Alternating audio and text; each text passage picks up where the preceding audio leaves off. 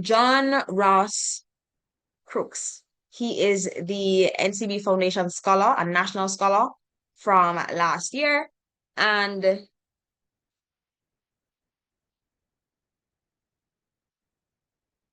sorry.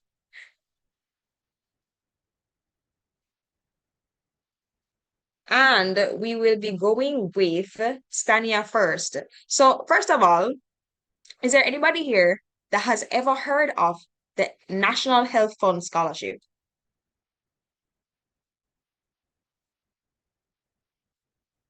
Are there any med students in the building? Are there any nursing students in the building? Are there any pharmacology students in the building? Pharmacy, anything in the med region? I can't see the reactions. I guess most of our, oh yes, here's Daniel and some other people. Love that. Love that. So yes, yes, yes, the chat. Okay, awesome. The chat is going off.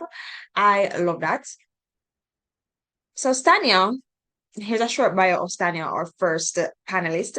Stania is a final year medical student at the University of the West Indies, Mona, pursuing her MBBS degree as a part of class 2026. A proud alumna of Montego Bay High School for Girls, she served as head girl for 2 consecutive years, showcasing her leadership skills. Stania actively serves her community through roles such as social arms chairperson for her year group, an ambassador for us all about scholarships, and contributes to Smile Again Jamaica, a charity assisting rural students. Guided by her mantra, if I say I can, I will, she embraces positivity and determination. Our other panelist is Curtis Clennon, a Barry Wint Memorial Scholarship recipient. And this is one of the coveted scholarships, Curtis Clennon, 22, is a second-year med student at UW Mona. He aspires to be a pediatric orthopedic surgeon. Oh, sorry. He's specializing in pediatric orthopedic surgery and medical illustration. As a president of the UW Mona Stat Corps and executive members of his MBBS class and hall, he leads impactful initiatives promoting HIV and AIDS awareness, climate resilience, and disaster preparedness. A Cornwall College alumnus, Curtis excelled academically, earning a spot on the principal's honor roll for 7 years. That's his entire time in high school. I love that for you, Curtis. As a, and as a prefect council member, hold on, you guys messaging and it's blocking the words. Council member and deputy head boy, he co-hosts national discussions on social issues and spearheaded a first aid training program. Curtis embodies a commitment to service, leadership, among many other wonderful attributes. And I want to say this, these two persons that I read so far, they don't just have these scholarships. And not just one scholarship, because if you know, med school is like $4 million plus dollars. They have multiple scholarships from multiple entities. And I was even at an award ceremony for Curtis in February. So, holy plus scholarship them have, but we're here talking about the main ones. They are experts in their various fields, and they are, oh, this is quite blurry, and they are multiple scholarship recipients. Zante Thomas, a 22-year-old multi-potentialite, is a media and communications practitioner, event host, singer, and student leader. She's completing her integrated marketing and communication major and Caribbean Sign Language interpreting minor at UW Mona. The a scholarship recipient since high school. Her awards include the Grace Kennedy Jamaica Scholarship and the Wigot Bursary. Zante serves as the Campus Connect coordinator at Grace Kennedy Foundation and founded Sign Clubs of Jamaica to promote deaf awareness and youth empowerment. She also interned at CVM TV's Sunrise, showcasing her media skills, and her story inspires students to pursue scholarships and embrace their potential. This is Delmar, who you would have met earlier. He was born and raised in Olympic Gardens, Kingston, Delmar, born and raised in Olympic Gardens, Kingston, Delmar faced challenges, including losing his brother to gun violence, but used adversity as motivation. A past Calabar High School student, he was the top CAPE student in both units, twice recognized by the Association of Principals and Vice Principals for academic excellence. Now, a final year medical student, Delmar is driven by his love for medicine and people.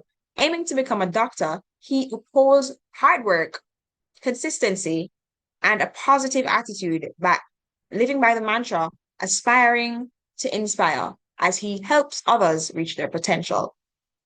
Oh, and John Ross Crooks, he is one of our latest additions to the panel. He's the NCB Foundation Scholar.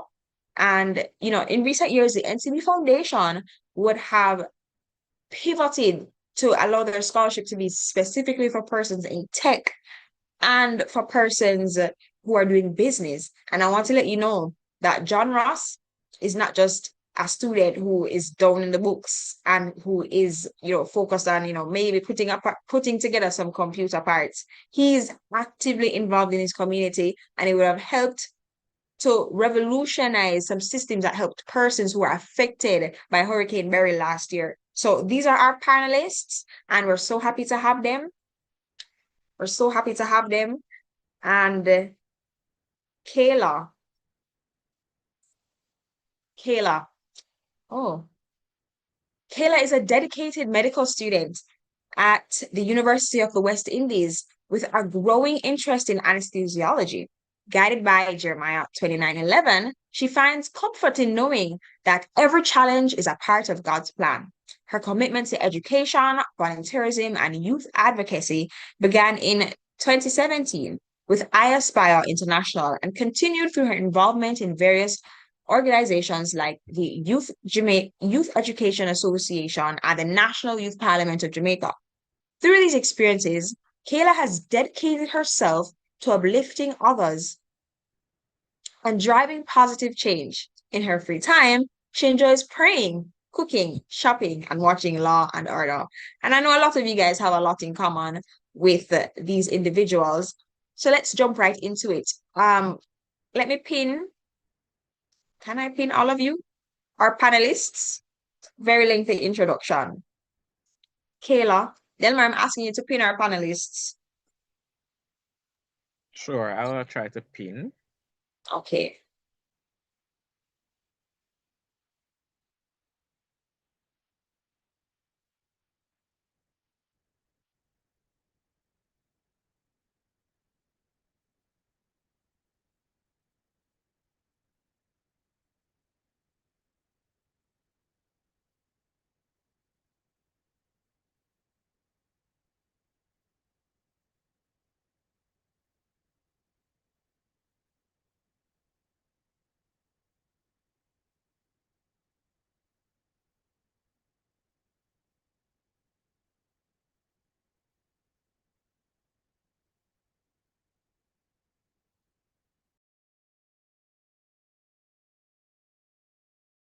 Yes, she can continue in the meantime. I'm pinning while I go along.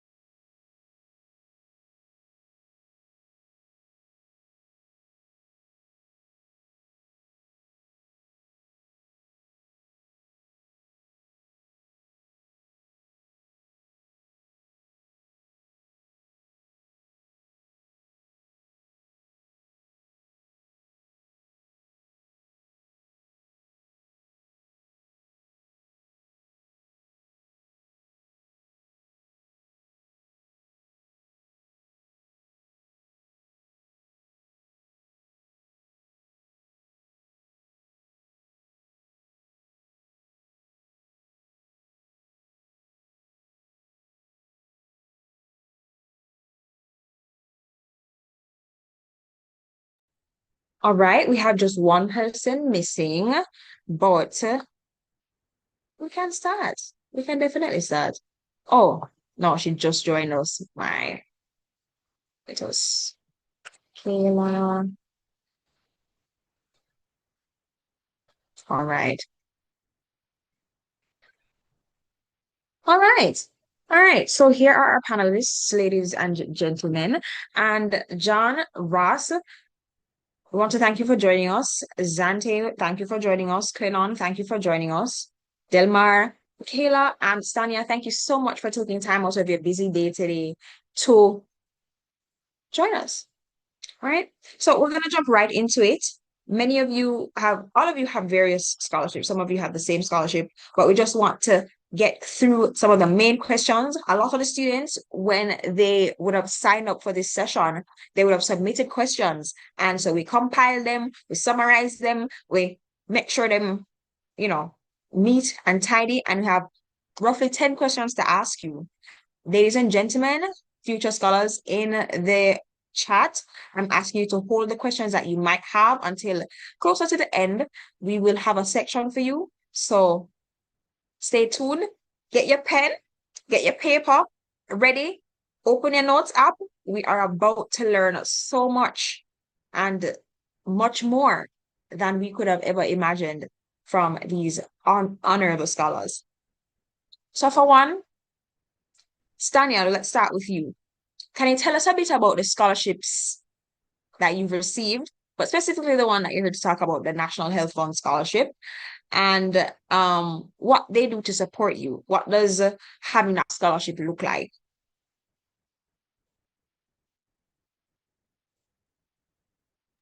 Hi, can you see me and hear me? Yes, I can. Okay, so the scholarships I have, we can start with the scholarship that I'm here to talk about today, which is the NHF Educare Grant. So I'm a recipient of that scholarship. In addition to that, I have scholarships that were given to me by the Office of Student Financing at the University of the West Indies. So I have the Scotiabank scholarship. I have the Wigot bursary as well. Um, in addition to that, I also have the Sagicor scholarship. I have also the trial scholarship. That's a scholarship that's catered towards students from my region, my community, and close region. Uh, oh gosh, I received the JAMVAT scholarship, and I believe some other scholarships as well. But as you said, the tuition is quite hefty, so it's hard to remember all the scholarships you apply for, and thankfully I've been able to get scholarships to cover the tuition. I also want to make a mention of the assistance I get from actually the Seventh-day Adventist church that I attend. And in addition to that, there's a foundation based in New York that I get assistance from as well. Oh, lovely. So hold on. First of all, Kayla, how I don't even know if I asked. Kayla, how did you manage finding all of those scholarships? And did you find them all at once? Like, what is your process like when it comes to like finding scholarships and sitting down and applying for so many? Okay, so no, I did not get all of them at once. I'm just trying to remember because it's 5 years of medical school. I finished 4 years so far.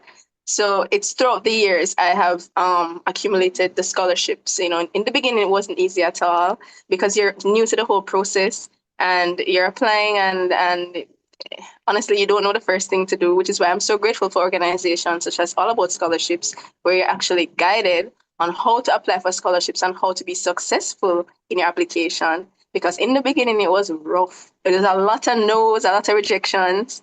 But as you get into it and you learn the process, you become more educated in how to successfully apply and get the scholarships. Yes. Okay, all right. So the NHF fund, education fund scholarship is not one that many people hear about. What are some perks of it, and what are like the criterias that they look for students who are interested in applying for that one? Okay, so the NHF Educare Grant. So just for persons who don't know, NHF stands for the National Health Fund, and essentially it's a government agency that has been established to provide financial support for the prevention and management of chronic illnesses and it also works to improve the overall quality and accessibility of healthcare within the country. Now, the NHF Educare grant is basically an extension of it, basically to give financial assistance to students who are pursuing tertiary education. And to follow up on your question, you asked me what are the criteria in terms of eligibility criteria for the scholarship. Well, as I mentioned, they cater to their mission is to improve the healthcare system in Jamaica. Therefore, this applicant must be a Jamaican citizen, first of all, and they also must be enrolled full-time in an accredited tertiary institution. For this scholarship, you actually have to have completed your second year of education. So what that means is that you have to be in third year and above to apply for this scholarship. There is a GPA requirement of 3.0. You must be able to demonstrate financial needs. So while it is that they care about the GPA, this is also a need-based scholarship as well. And you must be pursuing a degree in a healthcare-related field. That includes medicine, so the MBBS students, your nursing students, pharmacy students. I heard someone mention that it's difficult to find scholarships for pharmacy. This is a scholarship that you can apply for. Physiotherapy, public health, radiology, dentistry, and the list goes on. Love that. Love that. So while we're still on this topic, let's move over to John. John Ross, he's not doing any medicine. He's not doing, you know, the things that are traditional. You know, you grow up and you hear say, do medicine, do law, do this and that. John Ross is actually pursuing something different. And he has the NCB Foundation scholarship. John Ross, tell us a little bit about that scholarship and the eligibility criteria.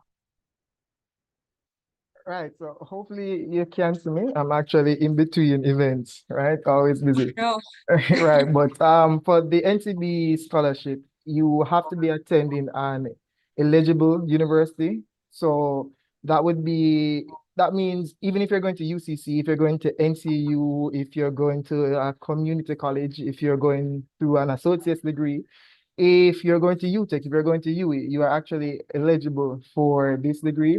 And it's not just for first year students. It doesn't matter what year you are in, you can apply for any of these grants and scholarships. And yes, as you would have said before, it is a STEM-based scholarship. However, there are workarounds, right? So right now I have another scholarship recipient who's actually an accounts major. However, her course is in accounts, but her major is in technology. So NCB looks for the variations of degrees. It is a need-based scholarship. So yes, they do check on a lot of these things.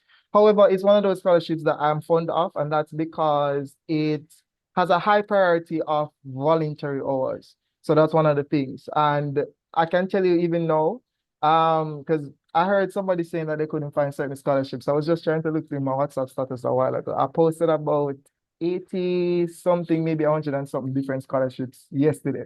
So there are a bunch of scholarships out there. The only thing is you really have to look, because some scholarships, they vary based on if you're a first year student, if you're a second year student. Some scholarships vary if you're a third year, a fourth year. It depends on your degree, it depends on your field of interest. So there are a lot of scholarships out there. There are scholarships out there for architecture. There are scholarships that you can bank on as well. And one of the things with NCB is, you see, when you get one of these scholarships, you have to sign the people in contract, right? Yeah, you have to sign the people in contract. You become an NCB ambassador. That's one of the other things. We actually did a meeting about a couple weeks ago. I don't know when it's coming out on TV. I won't be watching it. But it's gonna be out there. I won't be watching it. But one of the things that a lot of these scholarships come from, I would implore you to take a scholarship from a foundation. Why? The foundation doesn't just give you a scholarship. We've had mentorship programs. We've had programs where you meet with CEOs. We have programs where you meet with different leaders from the banks, and that actually helps push you along. One of the other thing is for NCB, it's a $400,000 scholarship initially. And as you would have said, I am one of the two NCB champion scholars. So I got a little extra 300 and something $1,000 on top of mine, right?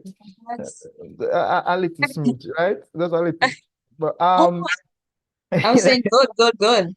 yeah, It's my so class. it stretches, it stretches. So of the two national scholars, I am one.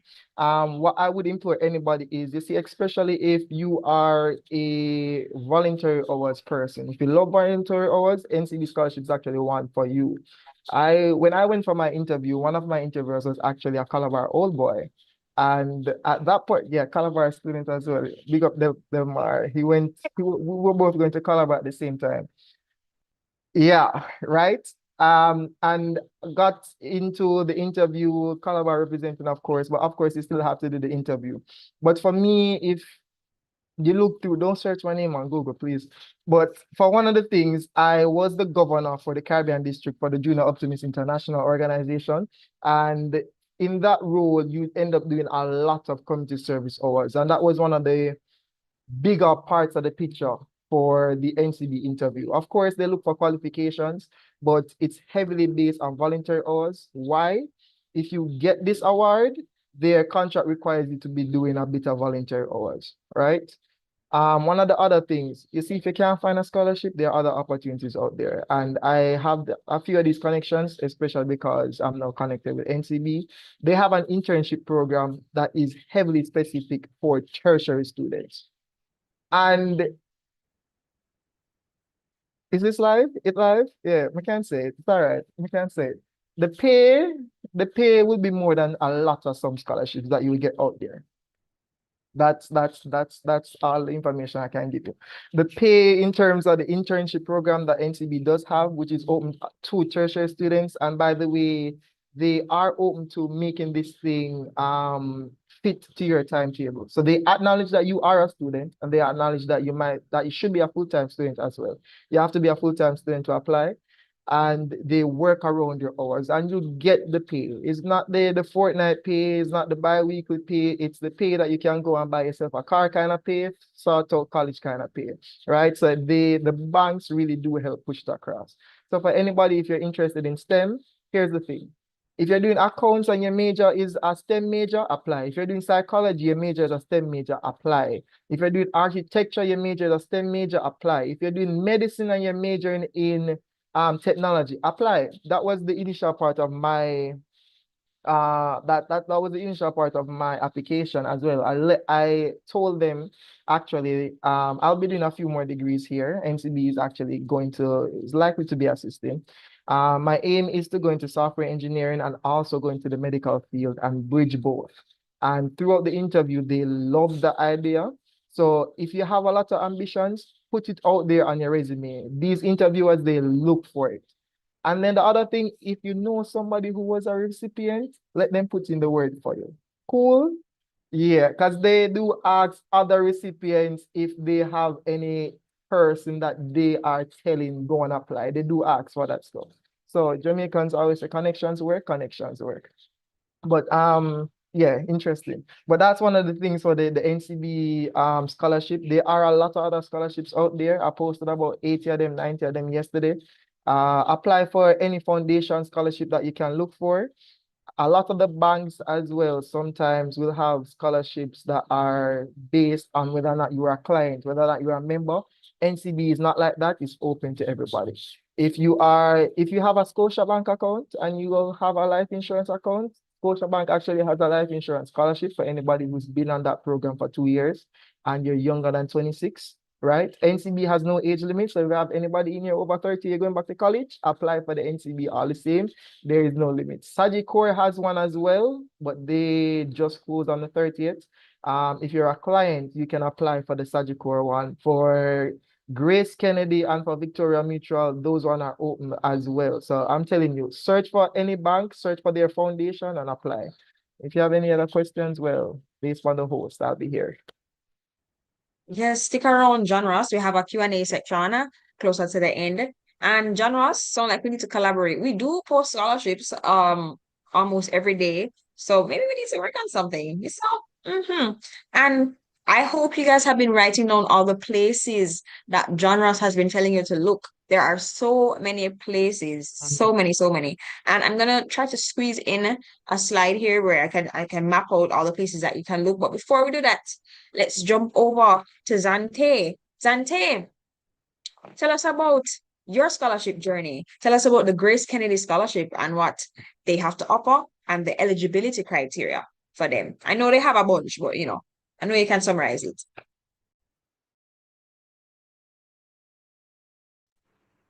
Okay, so hi everyone. As mentioned before, I'm Zante and I'm really excited to be here. I remember being in your place, having to apply for lots of scholarships, and it can be a very tedious process, but I'm here to help.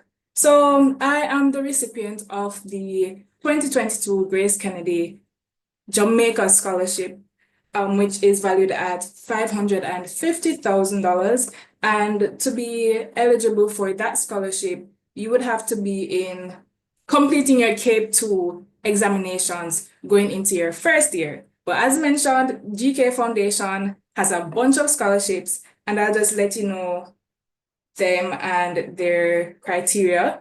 So for the GK UTech scholarship, you would have to be at UTech studying or going into first year at UTech. You have the GK Carlton Alexander Scholarship, which is available to current students at JC that's going into first year, or you can be a past JC student already in university. You have the Grace Kennedy Bruce Rickard Scholarship, which is eligible to or available to past students of KC who are already in university, or you're in upper six going into first year at university. You have the GK Raphael Diaz Scholarship for business available to undergraduate studies or students in the Faculty of Social Sciences. You have the GK Douglas Arene Scholarship for STEM.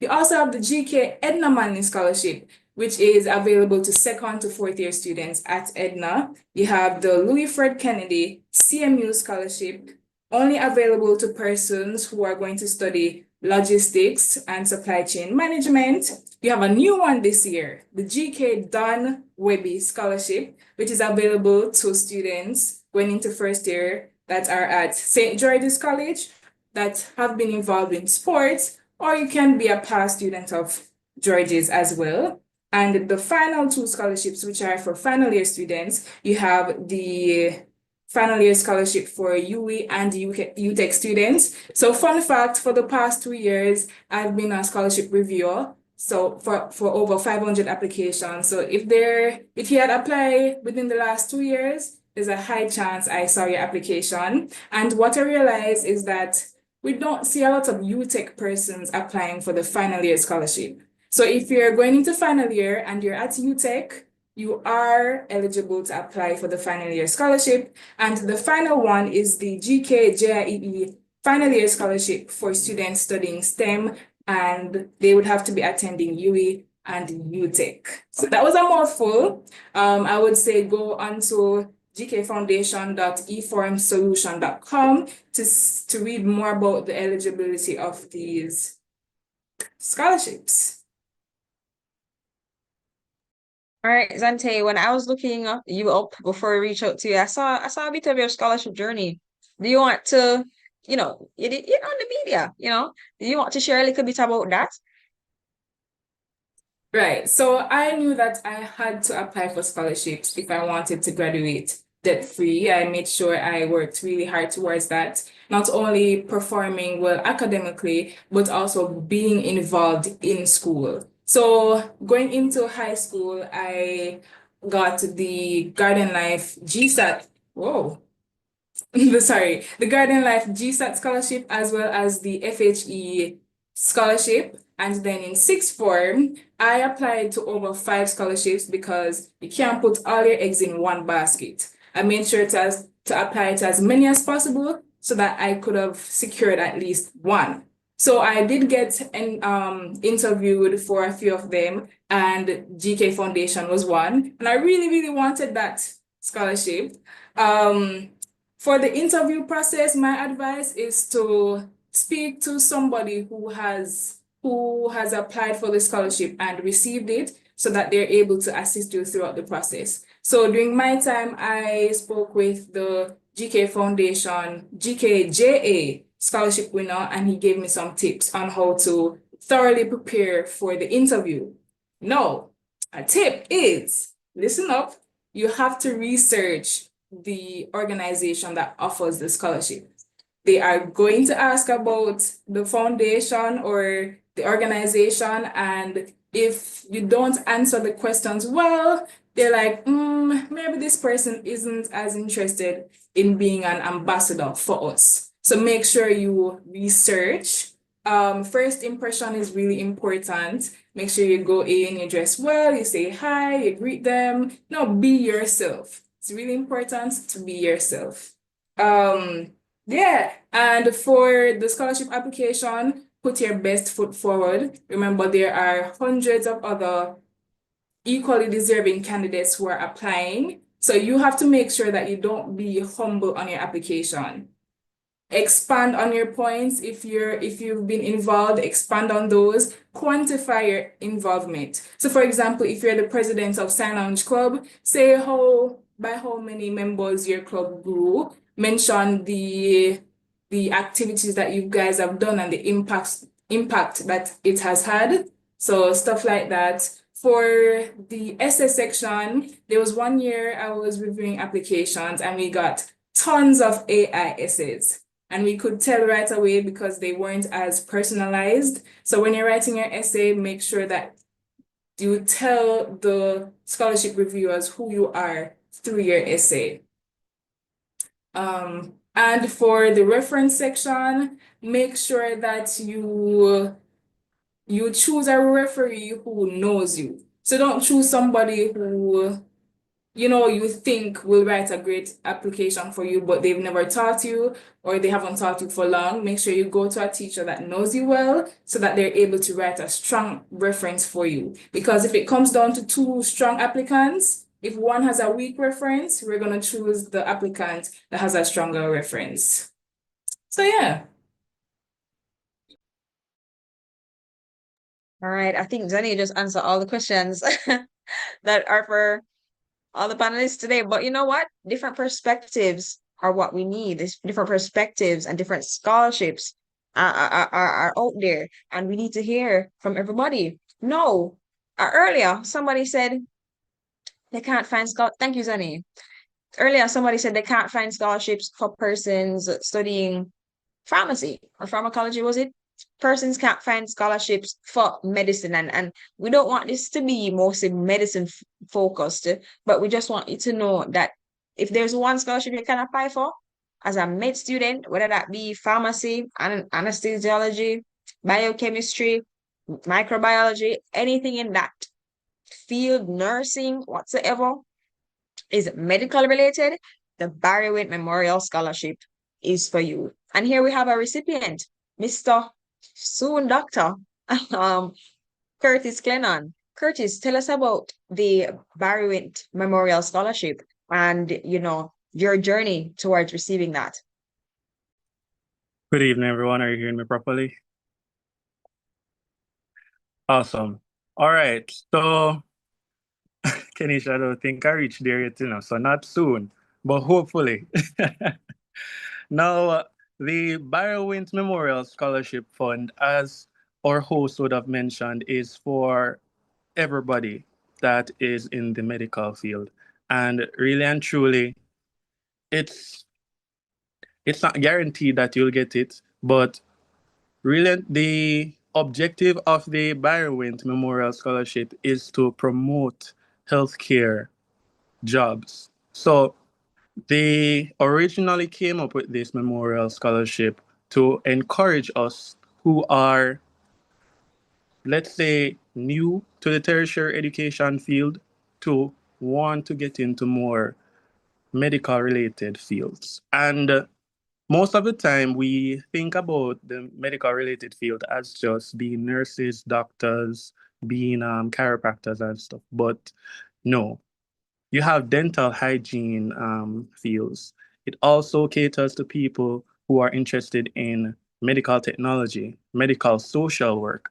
It also caters to health research, health economics, health information technology, all the works, occupational health, physical therapy, biomedical engineering. If you are an individual who is attending UWE, UTech, CMU, all of those tertiary institutions, sorry, and you're doing a public administration course, you can apply to the Barwent Memorial Scholarship.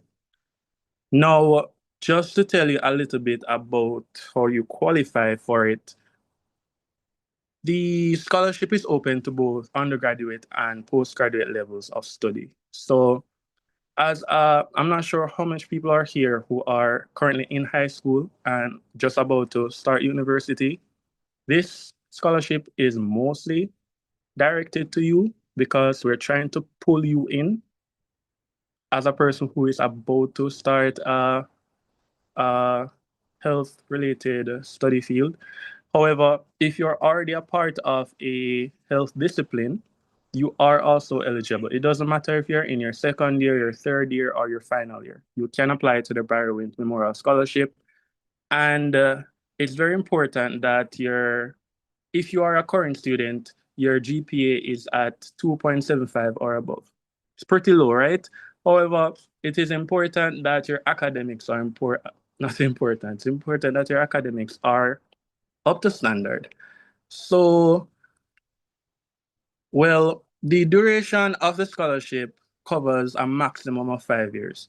And I think a lot of people have a little bit of a mix up with that.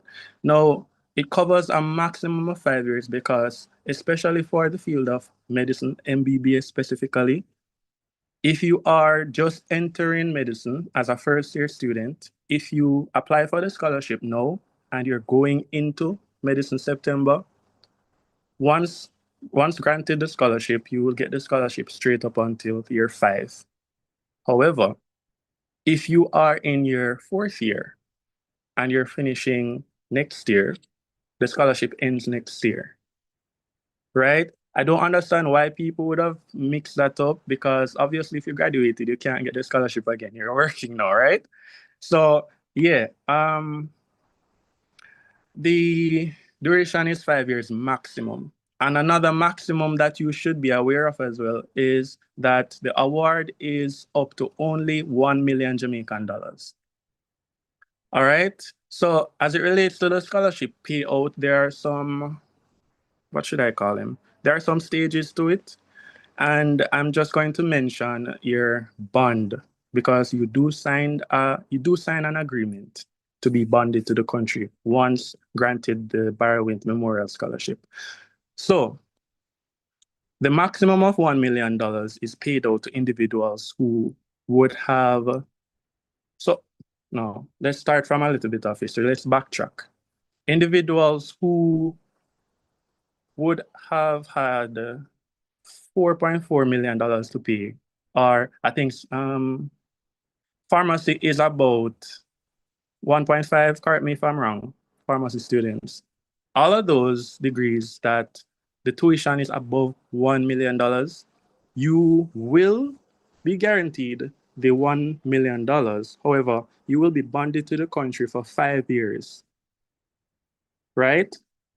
However, if you are an individual like myself, for example, who is on the 80% Jamaica scholarship that is granted to individuals of high academic achievement, then you wouldn't be getting the $1 million because for us, we're actually paying out of our pocket the 20% that would be left out of that $4.4 million, which is not 1 million. It's like around 800 and so thousand Jamaican dollars.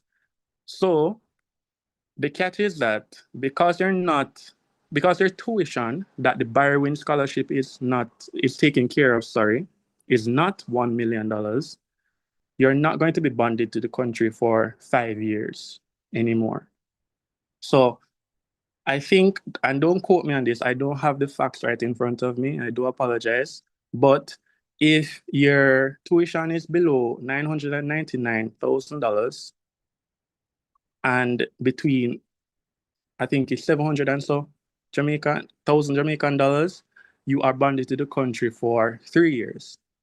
and it goes down to you being bonded to the country for 1 year, based on the fact that the borrowing scholarship is only paying out, I think, $300,000 for you. Now, I know it's a bit much to take in right now, but you can go to the, I'm sorry, you can go to their website at drwinscholarshipfund.org, or you can visit the office in Kingston. And I recommend that you visit the office in Kingston because they actually give you the pamphlet which gives you the actual things that you need to take into consideration to make sure that you have the proper documentation. Now, I don't know if I'm going off track, but what did you ask me to focus on right now, Kenisha? I was just asking you about your journey. My journey. All right. I know I was off tracking a bit. So my journey has been rough. However, I think I managed because of my affiliation with the All About Scholarships Jamaica Foundation. Delmar and Kenisha have helped me a lot. And I remember me and Zante actually got the Grace Kennedy Scholarship. And I remember when I was doing that interview, I messaged Delmar, I think it was the day before. I was saying, how may I message him so soon to the time, right? But he actually spent the time with me that evening to go through a few things that I needed to pay keen attention to. Just like what Zante mentioned, that I need to make sure I know about Grace Kennedy, and I need to know about, well, possibly about the individuals who might be interviewing me, such as the important figures in the company. So, know about who the CEO is, know about who the other executives are, know about what they do as a company, especially the part of the company that is granting the scholarship. I did get the scholarship, thank God, but my journey was a bit different into medicine. So I never got into medicine straight. Fresh out of high school in 2022, I never got in straight. I had to do 1 year of biochemistry because it was COVID time and the grades never came out and stuff. So they said, quote unquote, they never allowed us in. So I got a few scholarships that year that were slated to my degree at SciTech. I got about 5 scholarships. I don't remember the names right now. I apologize. But I especially remember finishing that year and I got into medicine. And the only scholarship that I would have gotten, well, once you get into medicine with the 80% scholarship, 80% of your school fee is taken care of. So you only have, as I mentioned before, about 800,000 to take care of. But as a poor country boy or country girl, you still can't go find that 800,000. So I had to search for other scholarships as well. No, I did not get any scholarships for my first year in medical school at all. Had to pay that money out of pocket. But thank God for my second year, I got the Byrwin Memorial Scholarship. And the good thing about the Byrwin Memorial Scholarship is that, as I said, it pays out a maximum of $1 million. Now, it was the perfect thing for me because that's all I needed. I needed for my 20% to be covered, and that is what the Barrowint has done for me. Now, I'm going to school probably scot-free because I have the 80% government scholarship and also the Barrowint. So tuition isn't really a problem right now. What I can say for sure is if my grades weren't good from the high school level, I'm not even talking about university. If your grades aren't proper from the high school level, and when I say proper, I mean twos and ones. If you don't have those grades, honestly, it's going to be a struggle. And we might say a lot, you might talk to a lot of seniors and they say, oh, your grades aren't everything. You need to make sure that you are active in the co-curricular world and that you have community hours and all of that. However, your grades even though they might not set you apart, but they at least make you qualified. So I hope that each and everyone who is listening this afternoon would have put in their very best once they were doing their CAPE subjects, and that you have the qualifications from that level that will help you to propel yourselves to, the stage where all the other stars are. And then once you have that qualification, that is when you would want to make sure that you're set apart with your unique qualities, right? And my unique quality was my art. I'm not sure if my other panelists would have mentioned before, but regardless of the co-curriculars that you,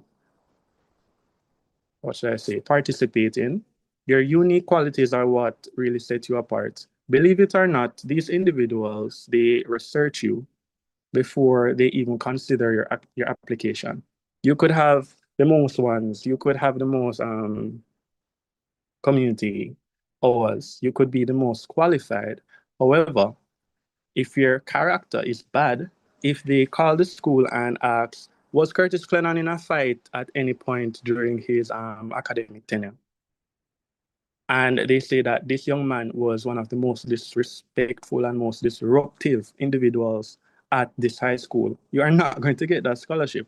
So, your unique qualities, your character, what makes you who you are, you need to make sure that that is up to standard as well. And up to standard means that you're a modest person, you're a person of good social standing. I'm not talking financially, you know, say Larry Brook.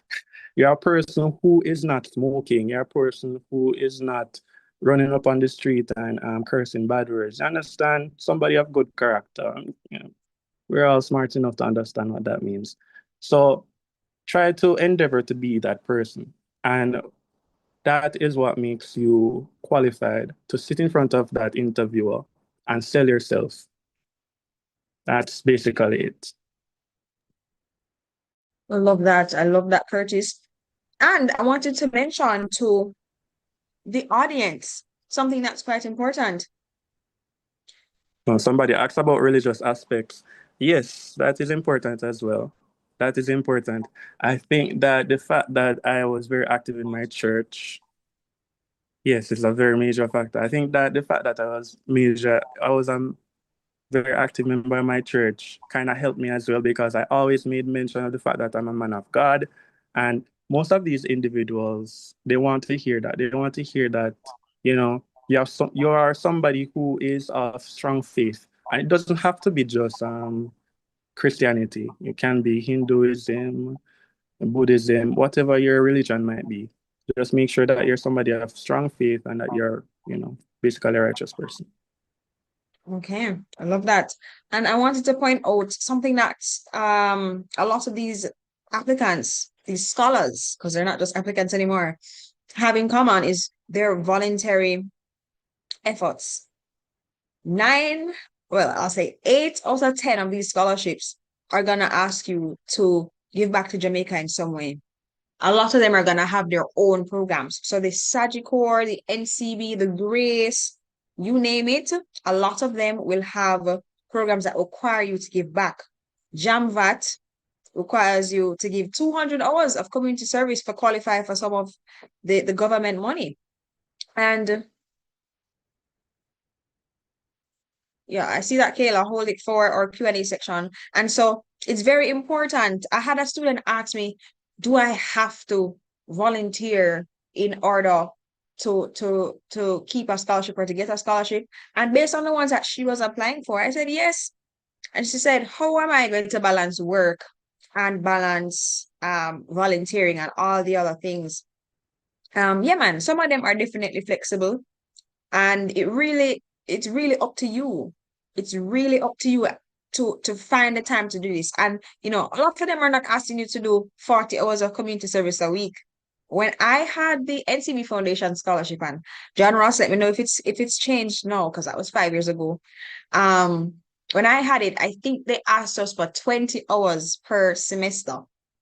20 hours per semester, not month, not week, per semester. John Ross, is it Is it changed now? Do they require more or less? Maybe it was 10 hours. Or John Ross is in two Yeah, meetings. yeah, right. For NCB right now we have 8 hours per semester. Oh, it's Um, 8. yes, Okay. it's well, they're giving us 8 in terms of this semester, but prior to, um, I think I actually did about 43 hours last semester, and I already did 26 hours this semester. But y'all don't have to do all of that. But I mean, of course, you have to know, not because the limit is set at 8 million, means do the bare minimum. right, You need to because keep proving to them why you deserve the scholarship. right, that was actually the second thing I was going to say. Doing the extra hours actually does help sustain you. And in terms of the scholarship advice, do as much of the extra hours as you can. Reason being, I have you will hear about it. I don't want to spoil the message too soon because once you watch TV and have TV, you don't see me panic. But I have a project that is coming up, and just because I'm doing the extra volunteer hours, we have CEOs from NCB who are actually interested in funding this project, right? So the extra hours does help carry. They asked of us 10 last year, they asked of us 8 this semester. So it's Mm-hmm. a total of 20. You can mix it, you can do it in that part of the semester, but there is a minimum that you have to cover, right? Mm-hmm. So so it's about 8 hours for this particular semester, 10 hours for the one. Okay, so it might have been around that too. Maybe I was exaggerating with my 20. But the other thing is, for a lot of these scholarships, they don't even just throw you out there and say, go find something to do. A lot of them have their programs, they have their Labor Day projects, they go to homes and they invite you as representatives of the scholarship to come take part in it. So don't think that, oh, I go get this scholarship and have to scramble. But from now, definitely get involved so you understand what it feels like to give back and understand the importance of giving back. They don't just want to give the scholarship to people who just start volunteer 3 months ago Mhm. because they might go Yeah, apply that's for some true. scholarship. They want people who have a track record of giving back, who understand the importance of it. And these scholarships aren't just because they want to fatten up your pocket and look nice. It's nation building. When they invest in you, they're seeing you as a person who will in turn make Jamaica a better place. Vision 2030 and all these things. They're not just investing in you, they're investing in the future of Jamaica. And you need to look at yourself as that too. I'm not just a well to receive a bunch of money. I'm not just something or a container that they're going to pour into, but I'm going to be someone who's going to pour into others, pour into my community, and pour into my country. So some people look at the volunteering as a burden. And honestly, if you do, you need to shake that spirit off and get with the times because this is what will be required of you if they're giving you 300, 400, 500, 600 plus $1,000 a year to go to school. The least you can do is give back to your country and give back graciously. And another thing, Curtis mentioned that the Barrowing Memorial Scholarship, along with some other scholarships that the government provides, bonds you to Jamaica. When people hear that, they're like, no, I don't want bond to the country and all of that jazz. It's not the end of the world. Like there's no simpler way to put it. By being bound to Jamaica after they would have invested in you hundreds of thousands, if not millions of dollars, it doesn't mean you're trapped to the country. It means it gives you an opportunity to give back. So I doubt that the Maravin Memorial Scholarship and a lot of other ministry scholarships require you to volunteer while you have it. I might be wrong, but Delmar will tell us about that a little later. But it gives you the opportunity to not only find work after you finish school, but to also give back to your country. So a lot of these programs actually help you to find a job. They're not going to say, all right, we give you $5 million, now you're stuck in Jamaica for 5 years. They actually help you to find your place. They're not going to hand a job to you, but they help you to find your place so that you can actually serve for the 5 years. So don't look at it as, oh, Jamaica is holding me down or holding me back because I taking money from them. No, look at it as the opportunity to give back to your country after they would have invested in you just for a minimum of 5 years. And it gives you a chance to network in an assured workplace as well. Yes, John Ross. And before I continue, I'm gonna jump right over to Kayla. Kayla, we know that you have the Bob Marley Foundation Scholarship, among others, but I specifically wanted you to talk about that one today. And you can, oh, let me allow you to share your screen because not a lot of people know about this, and it's a scholarship that's actually applicable to a wide amount or a wide scope of fields. So it's not just medicine, it's not just art, it's not just this, it's not just that. Anybody, almost anybody, as long as you're Jamaican, can apply for it. And I think you can even go overseas and study with this scholarship as well. Try to make Kayla, oh, your co-host now, Kayla. You can share your screen. Good Tell us, evening. good Are you evening. hearing me? Yes, we Okay, you can hear hear me. you. Okay, so let me share my screen. Give me a moment. Should be up. Okay, let me know when you're able to see my PowerPoint presentation. We can see it. Okay, so good evening again, everyone. So my name is Kayla Bryan, and I was a scholarship recipient of the Marley for Education scholarship for the academic year 2024-2025. So for the Marley for Education scholarship, the thing about this scholarship is that it's open to not only university students, but for basic school students, primary school students, as well as high school students. Now, for the Marley for Education scholarship, it's usually opened in July, early July, about July 3rd, 4th, thereabouts. And the criteria is very similar to the Rita Marley scholarship. I'm not sure if any of you have heard of that one. Sure, you probably have though. But that one, the Rita Marley Foundation scholarship, is geared towards empowering women. So that's 4 million Jamaican dollars in scholarships to be given to 10 women who attend university to continue their education. So that's $400,000 per annum. Now, what I received was the Marley for Education, but I remember that I also applied for the Rita Marley Foundation, and the applications were very similar to each other, if not the same. So what I required, I just needed my identification, my transcript. I just needed my tuition letter, a status letter. I needed a recommendation letter, as well as a payslip. My parents were working. The thing I remembered about when I was applying for the Marley for Education scholarship, I wasn't required to submit an essay. I didn't submit an essay, and I also did not submit an essay for the Rita Marley Foundation scholarship. For the Bob Marley Foundation scholarship, I did not do an interview either, but I do know that for Rita Marley, you do need to do an interview. For Bob Marley, I got $100,000, but for the Rita Marley Foundation scholarship, that one is $400,000 per annum. So for these, you would have to go on the bobmarleyfoundation.org page, and you will see the required documents. You will see the email where you can reach out to them, ask them more about the scholarship.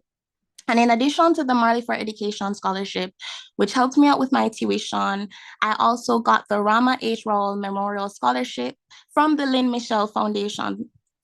And I know a lot of persons probably don't know about this scholarship particularly, but for this one, they have multiple, right? So I believe they have up to 8 scholarships, right? And I got the Rama H. Rowell. So they offer several scholarships for students pursuing their post-secondary education. And this ranges from 2,000 to 5,000 US dollars, right? And the Rama H. Rowell was 3,000 USD. So that was about $470,000 thereabout. Right, so that's what I achieved. Oh, that's what I received. So for the Lynn Michelle, you have to complete an application form, right? So they're gonna ask you about your area of study. They're going to want your GPA, your leadership, your leadership roles. They're gonna ask about your community involvement, your career goals, things like that, right? You're not gonna get an essay for the general application, No, because they have a separate online portal, right? So you can go to the lynnmichellefoundation.org and you can see what they require. So once you complete that general application, now you have to write a lot of essays. Now, as I said, they have about 8 to 9 scholarships. So, for example, they have the Rama H. Rawal that I received. They have the Ernest Channer Memorial Scholarship, which is an academic scholarship for any Jamaican student who is pursuing their education in trade school. It could be a vocational program, and it could even be a graduate program, right? They also have, for example, the Claudia K. Gibbs Memorial Scholarship, and this one is also for any Jamaican student in university, vocational school, trade school. But there are other scholarships which are a bit more specific for just women. I think they have just one. And they have one scholarship for a Jamaican student who would like to study overseas. And I believe that is $5,000, right? So after you complete that general application, you are going to write some essays, right? So as I said, for Arama H. Rawal, what I had to do was write an essay about characteristics or just qualities when I read his biography that speak to me as well, right? And basically, he was very involved in his community and his volunteer experiences. So I had to tie that in. So I had to write a 500-word essay on that. But not only that, but I had to write about 7 other essays on these other individuals. As I said, for example, Ernest Shanner. I had to write about Claudia Kay. So in total, I wrote about 6 to 7 essays, right? And I just wanted to improve my chances of securing a scholarship, right? I didn't get to apply for all, but I did apply for most, right? And this helped to cover the rest of my tuition. Now, I also applied for the Grace and Staff Community Development Foundation Scholarship. And many persons know about the Grace Kennedy Scholarship, but this one now, they have been supporting me since secondary school. Since I was going to high school, they have been supporting me. So they actually support secondary and tertiary students, and I believe primary school students as well. And the scholarship value depends on your degree program, because like Curtis, I spent a year over biochemistry before I transferred to the MBBS program at the University of the West Indies. And at the time I received $100,000 per annum, but now being in medicine, I receive $300,000 per annum, right?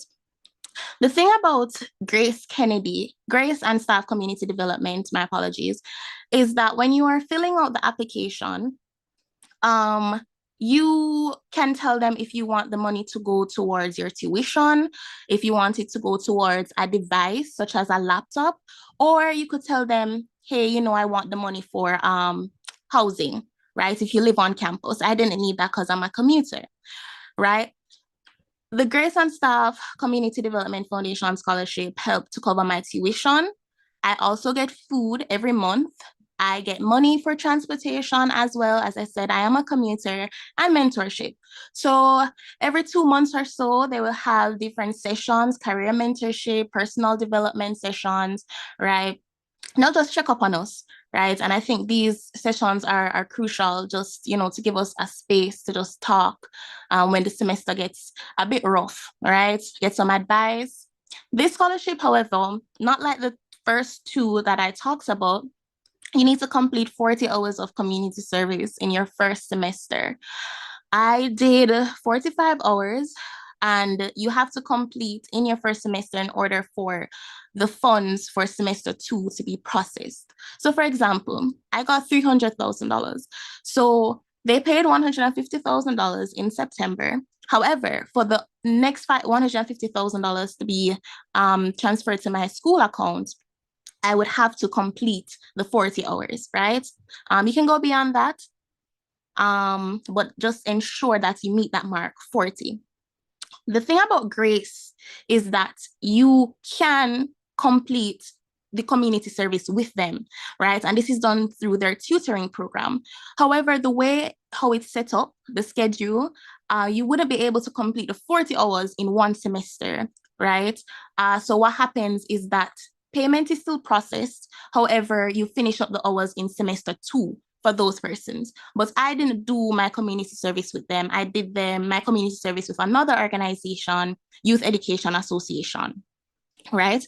So those were the 3 scholarships that I received last semester. However, I did mention that before I got into med, I spent a year over SciTech. When I was there, I applied for the Windalco scholarship, right? No, this scholarship actually missed me last year because I didn't follow up, right? And that was my bad. This scholarship specifically is not for Windalco employees or their children, and it's open to tertiary students only. The thing about this scholarship is that I don't really see the application form going around, right? I saw it when I was over biochem. I didn't see it last year.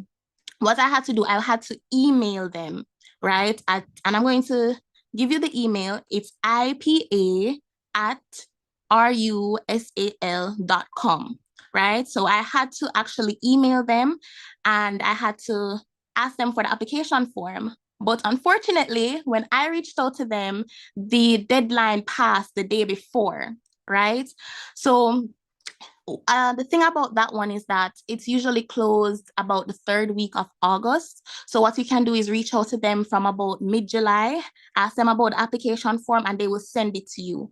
They will send it to you. You're required to complete application form, submit a birth certificate, and an essay. And the essay is basically just describing your career goals from what I can remember and why you need the scholarship and how it will help you. The scholarship is not really specific as in, merit-based or based on financial need. Maybe it's a bit of both, but they don't really specify when they're describing the scholarship.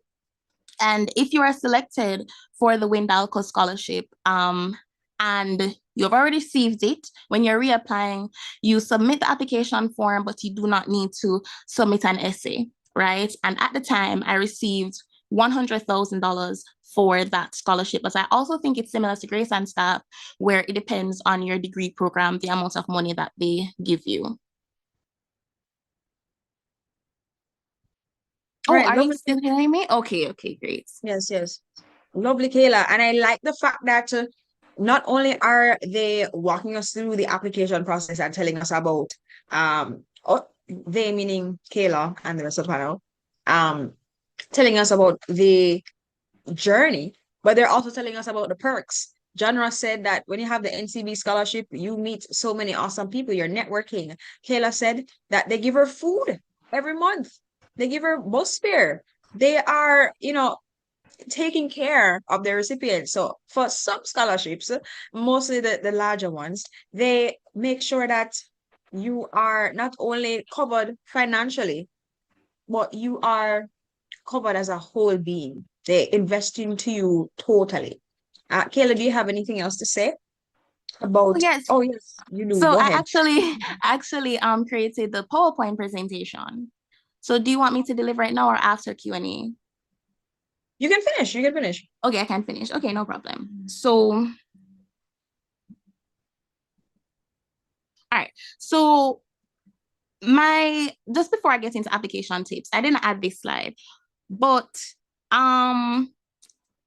some challenges that I faced, and I just wanted to talk about the challenges first, because this is something that a lot of students face, and it can actually hinder you from applying for a lot of scholarships.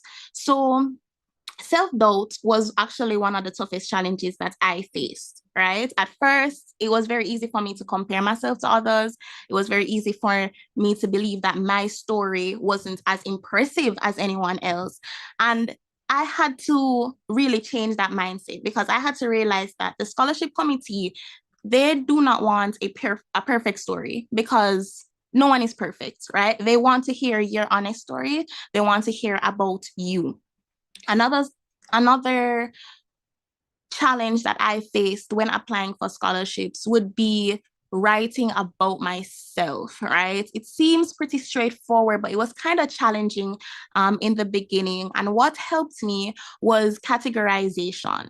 So I had a Google document and I had different columns, right? And a column was for adjectives, words to describe myself. I had a column for education, any special awards that I've received. I had a column for my passions and my interests. For example, I like science, I like education, I like youth and community development, and my financial background and other things, right?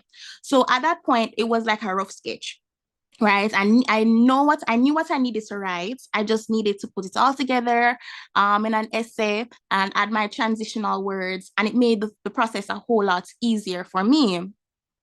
Another thing that I found challenging when applying for scholarships was time management, right? This was very difficult. I missed out on a lot before. And what I realized is that I have to treat my scholarships like my assignments. I had to set small goals every week. Because remember, I told you guys about Lynn Michelle and how I had to write 8 essays, right? And 500 words each. Had to be applying for multiple scholarships. And trust me, if I didn't have a game plan, if I didn't do a little every week, I don't think I would have been able to apply for as many scholarships as I did, right? So it was very important for me to just dedicate at least 30 minutes every day, right? To just, writing my essay, adding to my application, things like that. And those little things make a difference. So now I can go into the application tips, right? So number one is that you have to ensure that you start your search from early. And I'm so happy that I joined the All About Scholarships WhatsApp group, right? And I've been a member for about 2 years now, I believe, right? And it has changed my life. Many of the scholarships, all of the scholarships except the Grace and stuff, I was introduced to from the All About Scholarships group, right? So as you come across any scholarships that suit you, you're going to keep track of them. So I have a spreadsheet, right? I like to keep details like the deadlines because I'm always scared that things go and miss me. I like to add things to my Google Calendar, and Google Calendar has this feature where you can actually get a reminder like 2 weeks before a deadline or a week before, 3 days before. So for one scholarship, I have like 6 reminders. So every day I'm getting that constant reminder that, hey, I need to get my documents in order. I need to write my essays, right? So I can stay on top of every opportunity. Another tip is that you have to identify the scholarship's purpose, right? So every scholarship has a specific goal, and it's very important for you to understand its intent. So for example, if a scholarship is focused primarily on financial need, but your essay is only focused on your academic achievements and how many awards you have, as Curtis said, grades matter. But since they are asking more about your financial situation, they want to know more about that, especially if they state that in the question and you go on and you're not talking about that, then the committee is not going to understand the situation. They're not going to understand how your financial situation has impacted your educational journey, right? So you might state that, my mother is self-employed or my father is self-employed or whatever, but they need to understand what you're going through. So it's very important, right, to go in details with those things. Another thing is to verify your eligibility. And I think somebody talked about this earlier. So some scholarships have specific requirements, like, for example, what you're studying, right? Your degree program. Some scholarships, they say, med students can't apply, law students can't apply. The year you're in, some scholarships, no, I don't want to lie. I think it's BGLC that I believe it's third and fourth year students right now, or it can be the community that you live in, right? So you don't want to be a first year student applying for a scholarship for a third year student, because although you may have a really good application, right? Your grades are amazing. You're involved in your community. Your essay is so good, but you won't be considered because you do not meet the criteria, right? So you don't want to waste time on applying for these scholarships that are not a good fit for you. So definitely ensure to read that.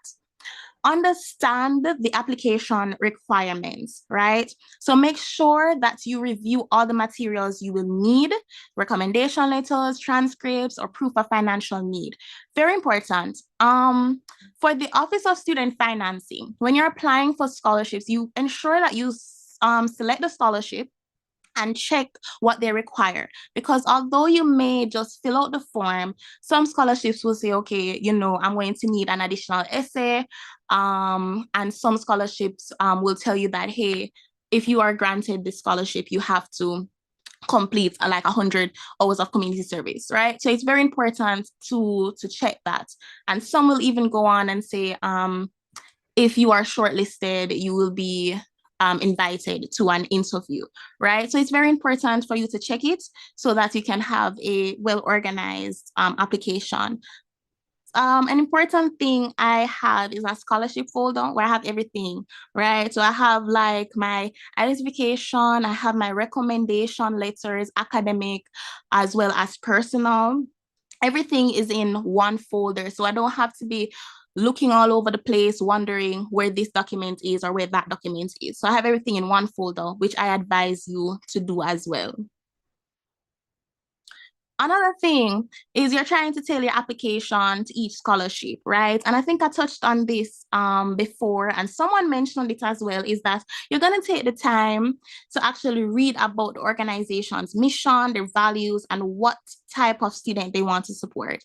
For example, Lynn Michelle, right, their foundation, they help to, they give back and they empower youth, right? And when they asked me to talk about these scholarships, the individuals that I was writing essays on, they were primarily in community development work and they were about youth empowerment. So I had to relate that to me, right? So I had to talk about my voluntary work in high school and university, right? So they had my grades, but I didn't want my grades to be the focus of my essay, right? I wanted it to be more of how I am making an impact in my community, whether it be my community at large, my school community, right? Whether it be online work, if it's face-to-face, whatever it may be, I ensure that I made sure my application reflected, you know, their mission, their values, their vision, right? So focus on impact, right? What matters most is how you tell your story. So some people, they may feel discouraged. They might say, okay, I haven't applied.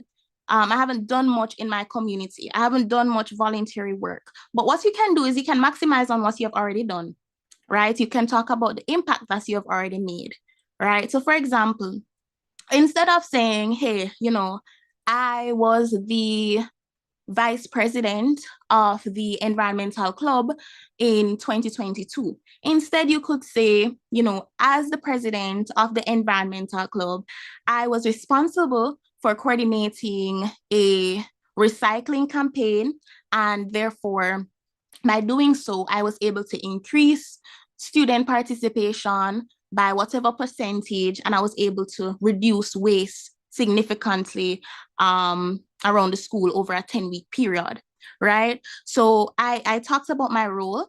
I talked about what I was able to accomplish, and I talked about how I made a difference, right? To others or to yourself, or in the case, the example that I gave, to the environment. So I did put an example right here. So on the application form, I may add volunteer, comma, the Greater Change Foundation 2023. So, okay, they know I was a volunteer, right? That's under my leadership, community involvement, or my volunteer experience. But now in my essay, I'm going to add a bit more. I'm going to expound on that. So I can talk about my role firstly. So I can say last year I volunteered at several health fairs held by the Greater Change Foundation. So that was my role. That was what I did. Then I talked about what I was responsible for. So I said during my time volunteering, I took patients' blood pressure and their sugar readings, I assisted with registration, and I distributed educational materials on community health services. So I wanted them to know what exactly I did as a volunteer. Then I talked about the impact on the community. So these small but essential tasks help ensure that senior citizens receive timely health screenings and access to resources they may not otherwise have known about. In addition, the health fairs were held monthly, making it easier for senior citizens to get regular checkups without having to travel very far, which is especially important for those with limited mobility or transportation options, right? So that is the impact on the community, how the community is benefiting. Then I also added a personal impact. So as a first-year medical student, I gained valuable insights into the challenges faced by the elderly, particularly around healthcare access. Consequently, this experience reinforced my commitment to pursuing a career dedicated to improving health outcomes in underserved communities. Right. So I used just being a volunteer. I didn't have to have, I didn't need to be the president or the treasurer. Just being a volunteer, I expanded, and this is almost a paragraph, right? Another thing is that ensure that you get strong recommendation letters, right? So I remember a panelist saying that, hey, if you have two strong applicants and you can't decide, it could come down to the recommendation letter, right? So a great recommendation letter really adds credibility to your application, right? Because the scholarship committee has heard from you, but they want to hear how others see you as well, and ensure to get this from much early on in the process, right? Because the last thing you need is for a lack of recommendations to be the reason why you're not able to apply for a scholarship, or the reason that you miss out on a scholarship. So it is your responsibility as well to just reach out, because they're busy people, tell them, I have this scholarship to apply for. I'm just reminding you, and you can give them your resume, you can give them an idea of what you have done over the years so that they can better add to that letter. Another thing is that you're going to proofread, right? So I believe this is a strong turnoff, and I can lead a bad impression if you have grammatical errors, spelling mistakes, just a messy formatting, even if you are a strong candidate. So what you're going to do is you're going to read your application out loud to catch any errors, right? Ask someone you trust, a classmate, a friend, a teacher, to review your application, and they have fresh eyes. Sometimes they will see things that you are not able to see. And double check on all important emails. For example, and I remember this happening to someone before, where they mixed up the name of they made a mistake in the name of the scholarship.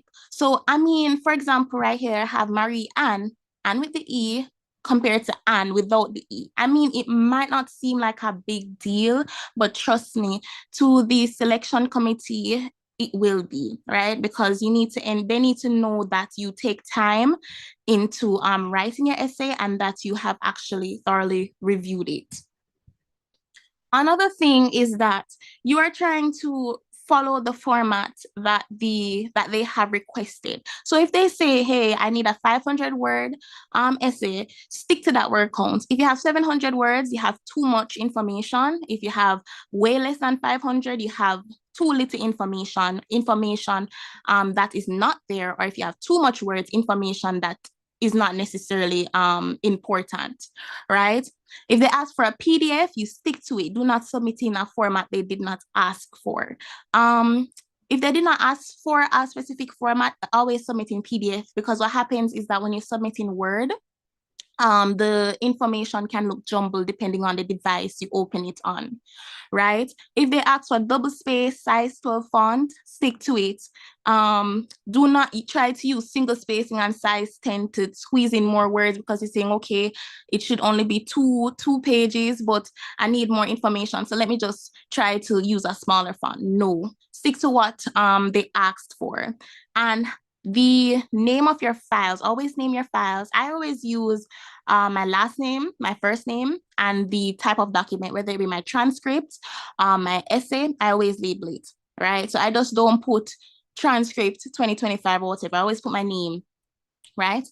Another thing is that you try your best to submit before the application deadline, because waiting until the very last minute is very risky. You do this to avoid any technical issues, for example, connectivity issues on your end, because if light gone, internet gone, and your application hasn't been submitted and a deadline gone, then what are you really going to do? Because it's already gone. The deadline is gone. So it's very important for you to ensure that you submit it very early. It gives you time to review your applications and to reduce any stress that you may be under or any pressure. So you're able to think more clearly, right? When you start from much early on. Another thing is following up can show interest, right? But it really depends on your scholarship's instructions. So if they state that, you will get a confirmation email after submitting, and you submit and you're not seeing a confirmation email for about a week or so, you can reach out to them, because it's a sign that, maybe something is wrong. Because what they said that once you submit, you should get a confirmation email. You don't, maybe they haven't received it, right? So it's good to follow up. So if you're ever feeling stuck when it comes on to your application, take a break. If you're feeling overwhelmed, step away for a bit. If you need some rest, some space to think clearly, and when you come back, you have more energy, some fresh ideas. Ask for feedback. As I said, it's your application, but it's not illegal to ask for help, right? Talk to any mentors, talk to any friends, any classmates, right? So that you talk to them about your experiences. They can give feedback on your essays, right? So your writing can become much more stronger and clearer. And reach out if needed. That's the last thing I believe I have here. So some scholarships, or most scholarships actually, will have an email address or a telephone number. Email them, call them if you have any questions, right? The scholarship committee is there to answer your questions, to address any concerns that you may have. So reach out if needed, right? They are not tired of you. So that is the end of my presentation. I hope you are all able to hear me. My connection is not the best. Yeah, Kayla, we heard you through and through. Your Wi-Fi was in God's hands. We hear everything, man. We Okay, hear great, everything. great. Thank you so much for your presentation, Kayla. And Q&A is coming up, so I hope you have your notepad. I hope you have your notes app open. I hope you're ready to ask some questions. So quickly, let's jump over to Delmar. Delmar, let us know about the JWN and the Burger King. Before he gets started, hold on. Oh yeah, he's pinned. I just want to say that the JWN and the Burger King scholarships are two scholarships that don't exclude you depending on what you're studying. So, usually, not usually, but there are some scholarships that are like, oh, if you're a law student or a med student or this and that, they would tend to exclude you, but these do not, right? So the JWN is J. Ray and Nephew Foundation Scholarship, and then you have the Burger King Foundation Scholarship. Delmar, wow, yeah, he has a lot of ground to cover, but I give you Delmar 5 minutes to cover that ground. Go ahead. Hi. Good afternoon, Kenisha. Can you hear me? Yes, we can hear you. Go right ahead. And just to confirm, are you able to see me?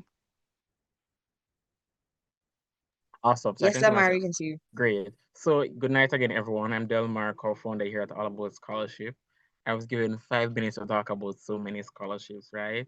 So I'm going to be talking about the JRNF Foundation Scholarship, the Burger King Scholarship, and just to run over a few of the Ministry of Education scholarships. So that would include JAMVAT and the other scholarships like Emancipation Scholarship. Of course, so I would have received some of these scholarships, especially the J. Neville Foundation Scholarship and the Burger King Scholarship.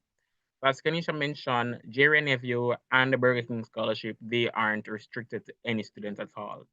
The only thing is that the Burger King Foundation Scholarship is particular for those who are just coming into university. So if you're just leaving from high school and you are looking to get into university, they are good for you. Particular for it is, I think it's the best scholarship for persons who want to study medicine. And let me tell you why. When I just got into med school, I took a gap year, but I still applied for the scholarship and they allowed me to keep that scholarship even though I was on a gap year not in school and working. So they knew that I was going to go to school, but I was just took a gap year in order to get the government 80% off my school fee. The Jerry and Ava Foundation scholarship, I got it in the latter part of med school. So I got it down in the fourth year. Currently going to get it again, God's willing, for fifth year, right? That scholarship has various levels to the amount that you can get. So you have the general scholarship that allows persons to get $200,000, but if you are outstanding with a GPA of 3.5 and up, I believe you get around $450,000. Don't quote me. It's currently open, so you can look on it. The scholarships are very easy to apply for. You need transcript. They always ask for an essay. I think the J. Reneve Foundation is a thousand word essay. You need recommendation letter. A few persons earlier would have spoke about getting a recommendation letter. I'll always tell a person, get a recommendation letter from somebody that you know. But because life is not maybe not be the best for everyone, and we may not know people like that. I may know somebody that you may not know, and you may just be a person that get up, go to school, do your best, but you're still struggling, you don't know anyone. Still ask the JP to write a recommendation letter for you, but read the recommendation letter, because your JP might misspell a name. Your JP might be using a generic letter that you use for everybody, or he or she use for everybody. So you tell them things about you that they may not know that they can include, right? Or what you can do, you can write a template recommendation letter and ask them to review it, to look at it and use it to help you. And obviously, persons to do that. When you apply for the J. Reneve Foundation scholarship, they require for you to get it the next year for you to do 72 hours in terms of community service. Thinking about it, 72 hours is not hard, because if during your school year you're attending a little event, you're giving back your little time, a little 2 hour year, a little 3 hour year, you may not amount all 70 plus hours, but nobody, this is Jamaica, nobody now watching a face, like, let's be real. So you may help with an organization, you do roughly 40 hours. Them not gonna kill you for other than 10 more or 20 more. Let's be real, right? You may do a next organization. You go back to your whole primary school, your whole high school, and you help a student with something. I can get a teacher for squeezing a 10 for you. So you have to be smart with it. Don't think about it as a case where, oh, man, after the 70 plus hours and whatever. I know the med students, I know the law students, and I don't want you guys to feel as if this session is for med students and law students. But every faculty, I know you guys are tired. I know you guys have a lot to do in terms of going to school, going home, study to repeat that every day. But and it can be very daunting at times. Trust me, I know that for a fact. But there are workaround, and I always say once you can find a workaround to something, you can succeed. It's not just being book smart, but you have to be smart up in your head for know how to get things done, right? The next thing is that Burger King Foundation scholarship, it is straightforward as it comes. You fill out both of them, you fill out the application online. You submit everything online. The JRA and they tend to do a phone interview first, and then they call you to do a face-to-face interview like this. When I got it, I was surprised because, I was surprised. Even though I'm used to getting scholarship, I'm still surprised when I get a scholarship, right? So I was surprised. Don't let the interview be about how much you need the money or whatever. Your interview can be whatever you want it to be. I remember when I was getting my Surgical Foundation scholarship, because yes, Surgical is I'm a Surgical scholar also. The interview was me and them talking about R&B music. Literally, I went in there. One of the judge was literally listening to R&B music. I was like, oh, great, that's my favorite music, and we started to have a whole ass conversation about it. It's always good to talk about things what makes you comfortable, right? You don't try to pretty up the narrative, because they will figure out that you're telling a big lie. I have been on a scholarship committee before, and I know when somebody's coming with a lie.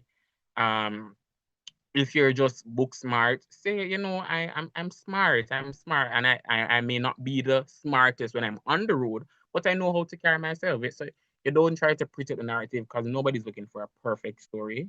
So these are things to consider. So it's important that you apply early, that you take your time when you're filling out the application. You don't want to spell your name as in Delmari. So your name is Delmar, but because you're typing so fast, you put an E at the end, right? Those things you have to look for. When you're using your email for them to contact you, them don't want contact King Square, them don't want contact Bad Boy Square, them don't want contact Top Dance Square. I went to an all-boy high school, as John Rocks can tell you. So I know the emails that I can use, and I did have them at some point on my Facebook page one time.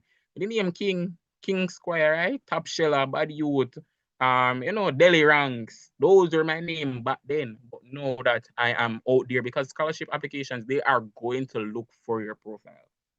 Just like when you apply for the embassy, and nowadays them start to ask about your Instagram profile name, they might go want to look on it, right? So they might go want to type in Delmar Square. They want to see the impact that you have done. Your name may not be Googleable. So if you Google Delmar, you may see something, but your name may not be Googleable. You may be see a different person from Kenya. But at least if they do Google you, they're not going to see, oh, top girl, are badass, are tickers, right? Or whatever. They don't want to see these things because it is our Jamaican nature to name ourselves like that, but it's kind of turn off, to be honest.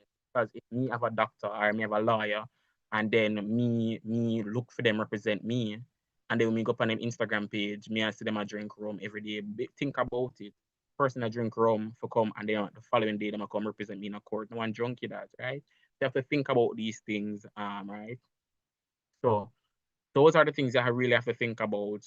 No, so get those two scholarships out the way. Let's talk about the ministry scholarships, the JAMVAT. If you're just coming into university, and you're doing any program at all, when I say any program at all, JAMVAT is the scholarship for you. JAMVAT is a grant. I always say JAMVAT is a scholarship because it varies with the program. So if your program is just $300,000, they may give you a small amount, but if yours is $800,000, they may give you a good amount, right? So it varies, right? So JAMVAT is the way for everybody, no matter which university you are, which college you are, you should be applying for JAMVAT. It is the government having your money, that your parents them work hard and them take them out, them income tax or whatever, they are giving it back, and you need to get a piece of the bread, a piece of the pie. So you apply for JAMVAT, it's a straightforward application. Everything is online. I remember when I just applied for JAMVAT, I had to fill out a literally physical paper back then, right? So now everything is online. Since COVID, everything is online. So it's the way to go. Also, on the one centralized ministry page, I remember when the ministry, you had to go to different sections to apply for various scholarships. When you apply for JAMVAT, they ask you, just in case you don't get JAMVAT, what should they consider you for? Should they consider you for another scholarship or another grant? So they allow that for you, which is very important. I hear persons now in third year, second year, completing first year, persons in final year have never applied for JAMVAT, and I ask them why. So sometimes I just want to and say, are you crazy? So you always ensure that if you think you have the lowest grades or whatever, or you can't do essays or whatever, at least ensure you apply for JAMVAT. You see, once you apply for JAMVAT, you get it, it boosts your confidence. It says to yourself, say, little how much students in Jamaica want to go to university and me get JAMVAT. So it boosts your confidence and it really help you. Also on the one page, you have the emancipation scholarship, you have the financial assistance grant. So there are so many things in the one space that you can apply for. And I always tell people it's better for me to apply for something and be bonded to the country for just 5 years. By the time I blink, 5 years run off, than having to complete university and after my pay I got a student loan, right? Think about it. 5 years versus student loan. So yeah, work, and half a pay got a student loan versus you being bonded. Don't let people out the road tell about, oh, them never be banded and banding is the this and banding is the that. You can still be banded and work overseas. Let me tell you that. I know Jamaican doctors who are banded and through the and other persons and through their own whatever they get to experience the overseas culture. So being banded don't mean say you can't work overseas. It just means that you are giving back most of your time to your country. And when you're banded, the government have to find a spot for you. They have to give you a work. Because guess what? Where you got the woman do nothing and them want you for work, right? So think about it. And before you go overseas and work in the overseas place, them are going to want you to have some Jamaican experience. Because many of my colleagues that I know that are overseas, them always say to me, say, I was glad that I did a couple of years in Jamaica because now that I'm overseas, I actually know if to do this, I know if to do that. So getting the experience in a low resource country like Jamaica, it is very important than you going overseas with high resource and all these things. And you do one thing and the people them sue you. So think about it, right? So you have to bear those things in mind. So the aim is to apply early, follow all about scholarship. You can't know, say your friend wants scholarship, you want scholarship, your cousin wants scholarship, and you gatekeep the thing. I always tell people about it. Gatekeeping, it does nothing because when you not get the scholarship, your friend not get the scholarship, no two not get the scholarship, right? By the time my friend get it, that me not get it, right? So you have to view life like that. I know university, quote unquote, is a dog eat dog situation. Everybody think about themselves and think it's 1 degree. At the end of the day, 300, 500 plus people are graduated from UA, right? And everybody have their own struggles and their own challenges to go through. So let's ensure that each one help one, teach one, whatever you can to help somebody, because it goes a far way. When you apply for a scholarship, you make connections, right? Currently in JRA Navy Foundation and even during Sagicor, I have made so many connections. I know JRA Navy, they're asking for me to do a TV interview come in this month. They asked me to do they have been calling me to do interviews to put things in the gleaner about me, right? Not that I'm all excited or whatever. I want my face out there. I know I don't look bad, right? But at the end of the day, these are opportunities that you get and opportunities that are at your fingertips. So every day when you text by Instagram, you can actually fill out an application partially, say the complete piece and save it for later. So these are things that you have to do. Make time for yourself, because at the end of the day, nobody's going to make time for you if you don't make time for yourself. So that's basically my 2 cents. If you need more advice or more anything, you can, as Curtis can say, you can always reach out to me on Instagram at Delmar Square JA. My name is there. And Kanisha will take over from now and just do the wrapping up and everything. So thank you guys again so much for listening.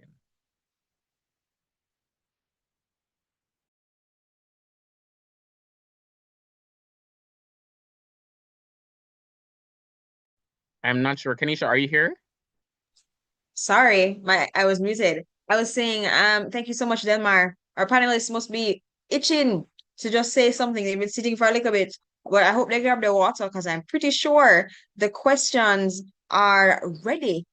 We're pretty sure so them ready for the questions to send out and get replied.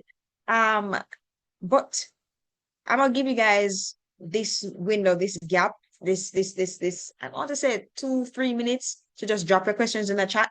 Some of you would have already submitted your questions when you signed up for this session today, and I'll be reading some of them. But if you really want a question to get picked up, drop it in the chat. I'll be sharing my screen quickly, and I want you guys to screenshot these fast hands, fast hands. So, as we would have mentioned before, there are a lot of places that you can find scholarships. And we say well for them. But I'll have like a general thing that you can use to pinpoint everything. It's like a little roadmap. And I'm gonna share that with you guys right now. I'm gonna share that with you guys right now.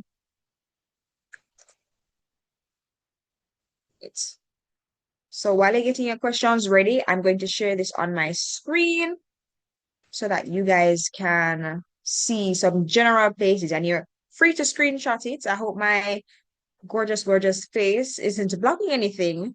But here it is. All right. Oh, why did so many things pop up on my screen a while ago? So here is a general roadmap of where you can find scholarships. This is an old document that we created some years ago. So for a UE student, Office of Student Financing, companies, every single company has corporate social responsibility, and they have an arm that is in charge of giving back in various ways, whether through scholarships, foods, going to different places to give to homes and so forth.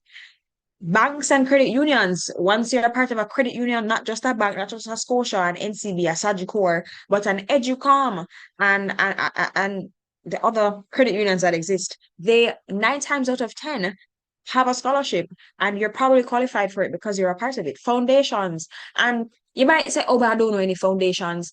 almost every company, going back to companies here, have a foundation. If you don't know any, literally go on Google and type in Jamaican Foundations scholarships. I did it last week because I was like, no man, I'm constantly on the search for scholarships. I'm constantly helping students. And believe it or not, I find new ones every single time I Google any variation of these words that are on the screen. Also, Kayla would have mentioned that she got the Grace Kennedy Staff Scholarship. So, a lot of companies have scholarships specifically for the children of people who work there, and it's not applicable to anybody else. I think that's the case for Sandals. Correct me if I'm wrong. It's the case for hedonism. It's the case for JWN, that's the Jerry and nephew, and multiple others. So if your parents work at a large company, you need to ask them, to ask HR to see if they have any grants or scholarships, right? Another one, the government, the Ministry of Education, the Ministry of Finance. So after you leave here, I'm sending you to look at the Ministry of Finance because they're not the Ministry of Finance scholarships because they're not only applicable to Jamaican schools, but they have scholarships where you can study in Japan, South Korea, different parts of Europe and the USA. I mean, you know, options, communication, community organization. So, the clubs that you're a part of, 4-H club, if you're a part of 4-H club, there's a 4-H scholarships that's open right now. And as soon as you leave today, you're not leaving yet, But as soon as you leave this today, you're gonna look it up. Same with Rotaract, same with a lot of organizations, embassies as well have scholarships. So if you're seeking to go study in the US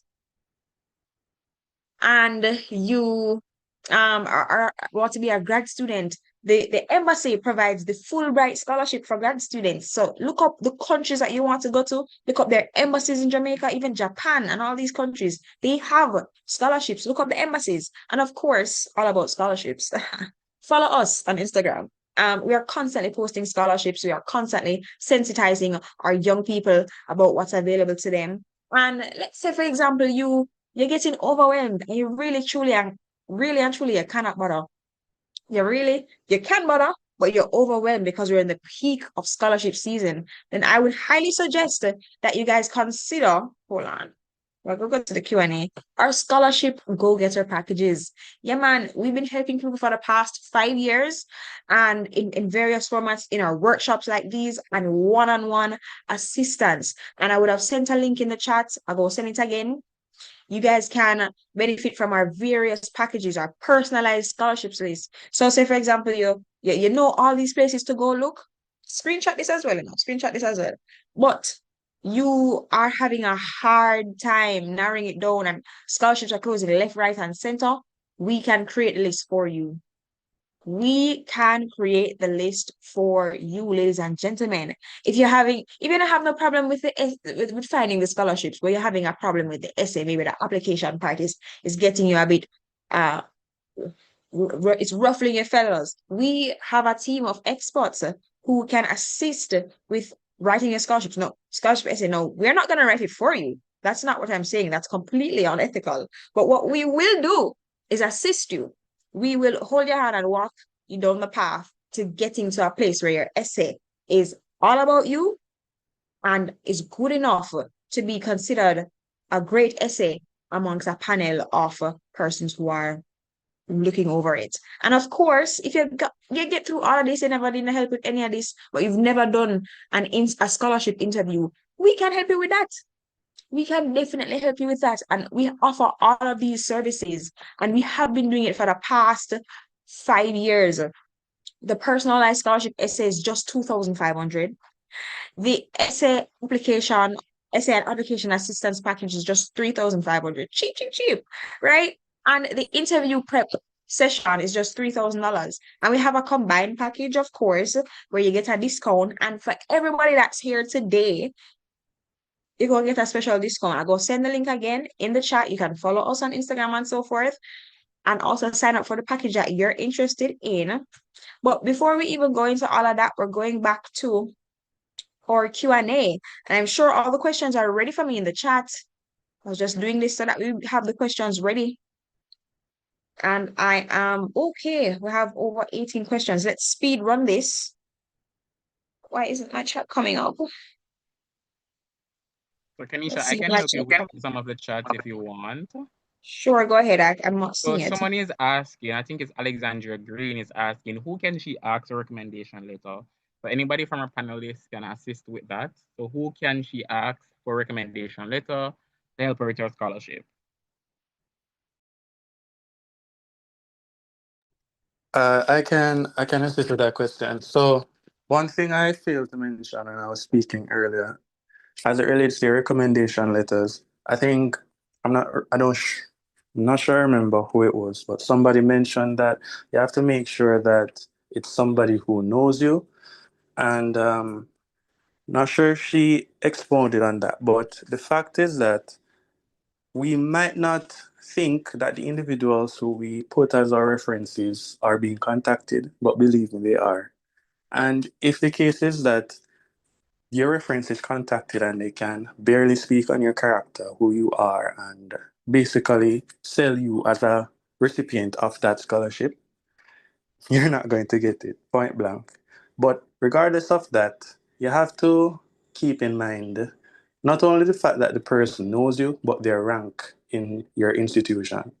So, if you're an individual who was very active, right? That means that the principal must have known you, the vice principal must have known you, the guidance counselor must have known you.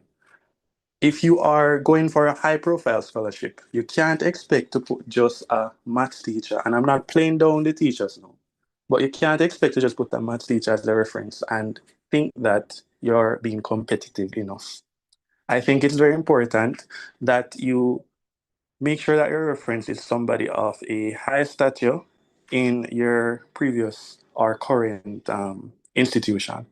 And that's just for our high school individuals. Or individuals in university, you want to make sure that it's a professor that is, well, let's not say of good character, but somebody who you know is going to put in a very good work for you. Because you know that you know these professors can be. Sometimes they don't care.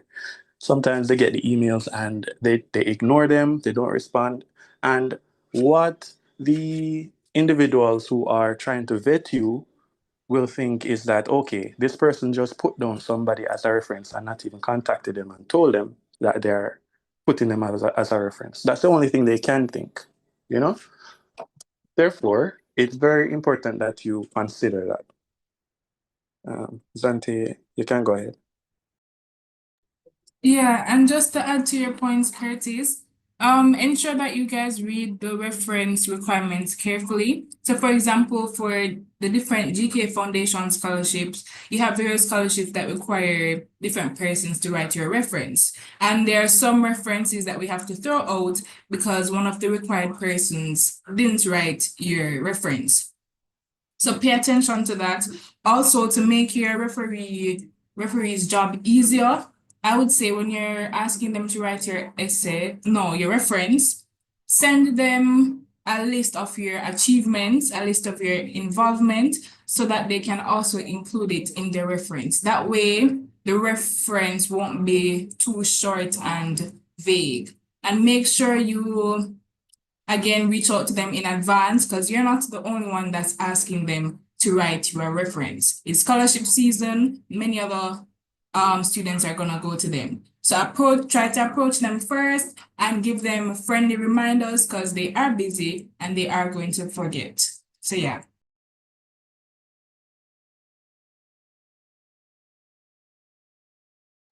Okay, guys, so thank you so much for that. So the other question that someone had, I think this is directed towards Clennon, is will the Barry Wint Memorial Scholarship be open again this year? Okay, so I won't say for sure that it's going to be open. I don't want you to quote me on that, but based on our understanding as recipients of last year's Memorial Scholarship, and when we went to the award ceremony, based on what they were saying, it is going to be an annual scholarship that is going to be awarded to individuals, I think every September. But Um, as I said, please don't quote me, but they did not say for sure that this year, this academic year, it's going to be continued. Like there's going to be a next selection or so. Because if you go on the website now and you try to apply, you're going to notice that it's not open. So until there is official notice to say, okay, the Barwin Scholarship is open for applications, blah blah blah, that is when you can say for sure, okay, apply. But I can't say yes, it's going to apply it. So please just keep your eye peeled and look out for it. And just check the updates with the scholarships, all about scholarships, Jamaica. You're sure to see it there. No problem. And I can just say that they did give some hints that it may maybe reopen this year. So of course, all about scholarship, we'll have you guys in the know. The we always get the updates the fastest, especially from the Ministry of Education. They always give us it Right. early. So ensure that you guys are following us so we can update you guys. Another question for anybody on the panelist. A student was asking, suppose she gets accepted, she gets to go to a scholarship interview. So she applied for the scholarship and she's now a shortlisted person, right? She now has to do the interview. But you have during the summer people going on them work and travel, people all over the place, and the interview could be in Kingston, could be way in Mobay, and this is so far unable to go. Can the student request that the interview be offered online?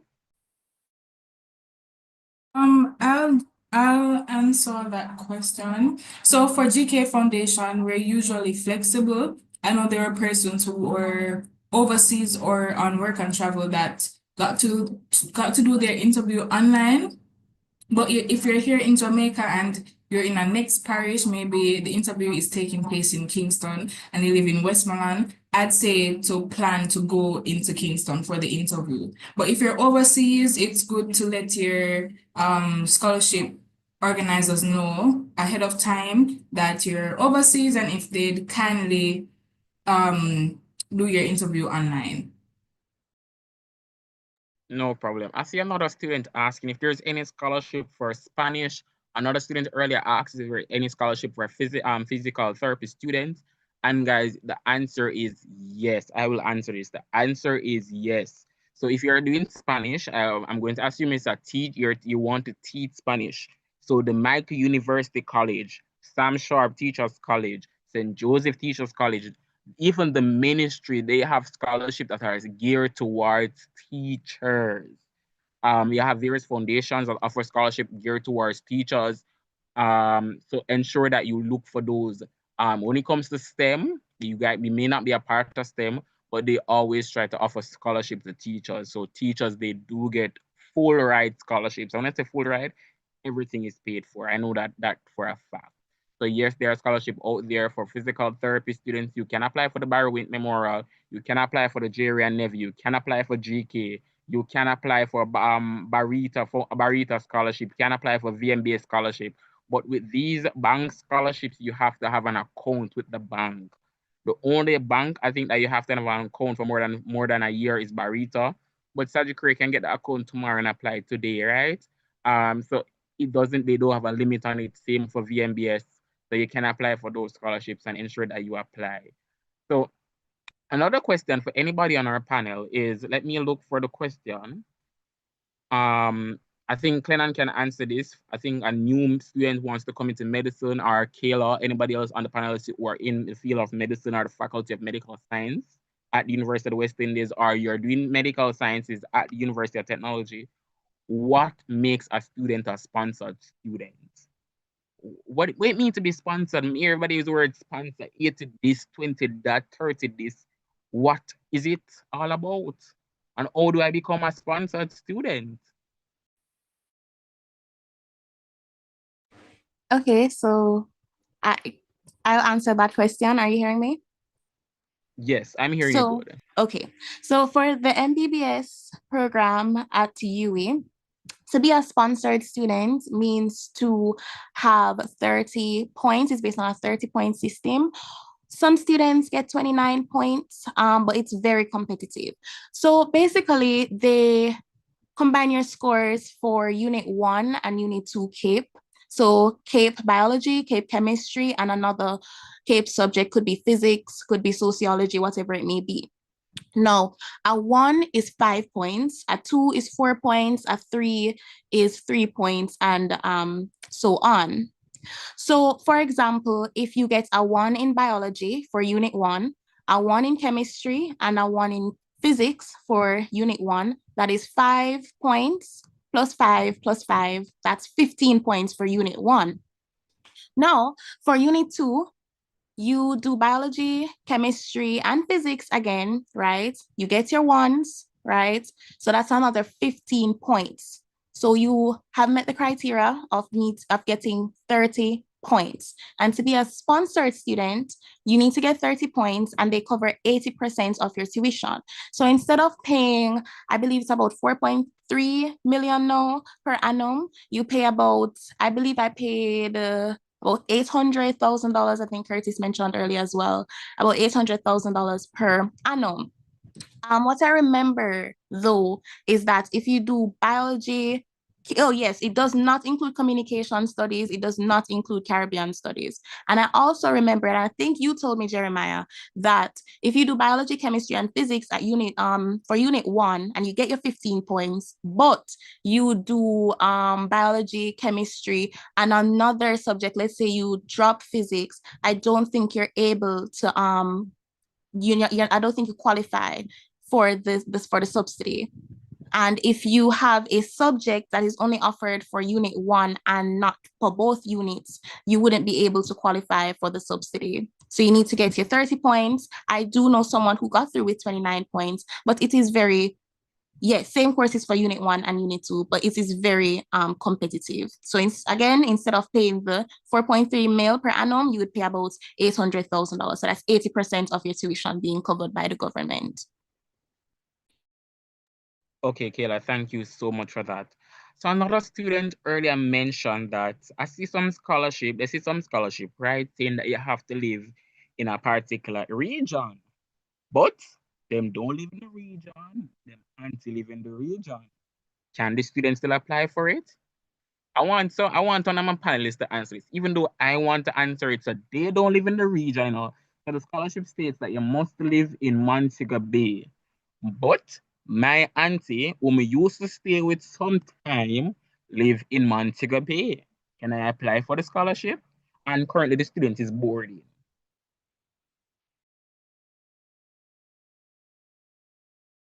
Anybody on the panelist want to take that over? So let me answer that. Somebody was saying something, sorry? Go ahead, Delmar. It was me.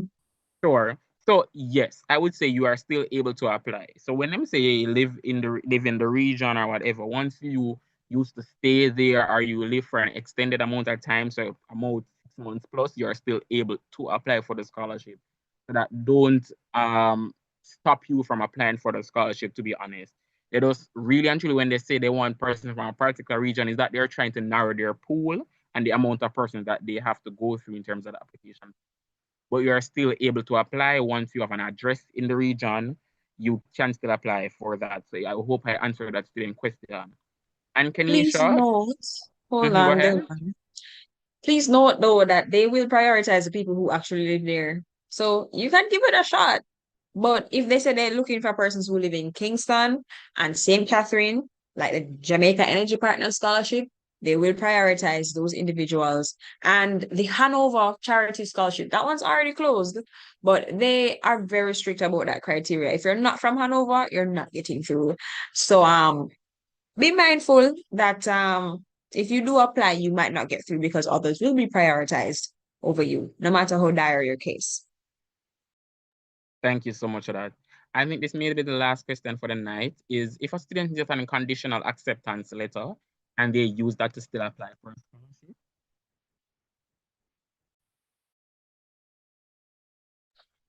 If that's the only letter that you have right now, then that's what you have to use to apply.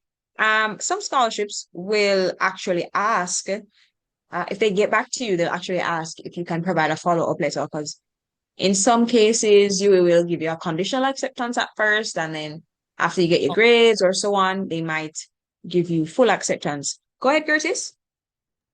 I was just going to mention that it's very important that you still apply with your conditional acceptance because, especially for high school students, it helps for you to actually have the conditional acceptance letter because what you would have to do if you don't have that is to actually reach out to university for them to then send you a letter to say that you are in the process of applying for such and such program at the university so that you could because some scholarships are that they're that peculiar. They want to know that you are an enrolled student or a potentially enrolled student. So uh, a conditional acceptance letter is important and you can use it to your benefit.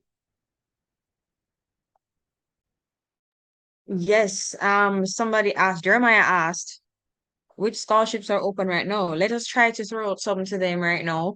Tomorrow, the JPS scholarship, the Jamaica Public Service Scholarship, will be opening.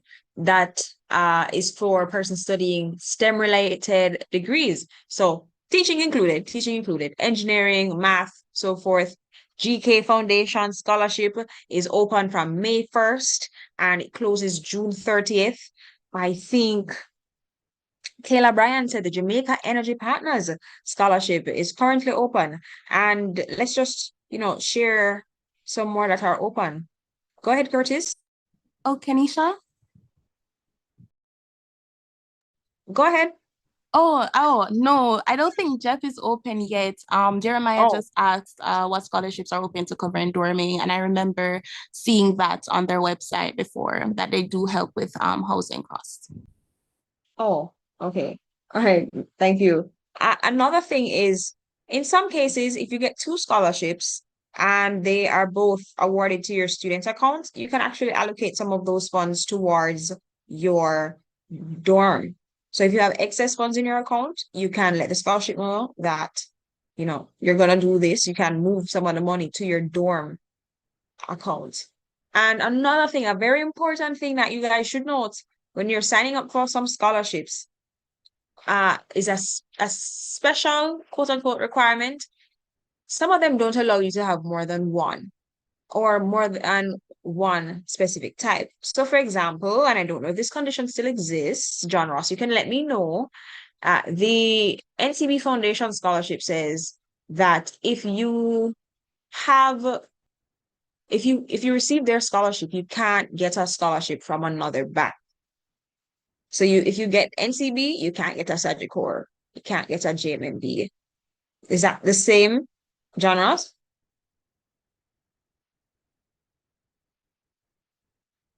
All right. And while he gets to us, another criteria could be if the scholarship that's awarded to you covers and exceeds the amount that you need, you can't receive another scholarship. So when you're applying for these scholarships, you have to look for those. There are a lot of scholarships that will allow you to have multiple, and they know that you need the money and they'll overlook that. But there are some that will definitely pay attention to that. Scholarships that are open, the Ministry of Education, Youth Skills and Information, their scholarships are open.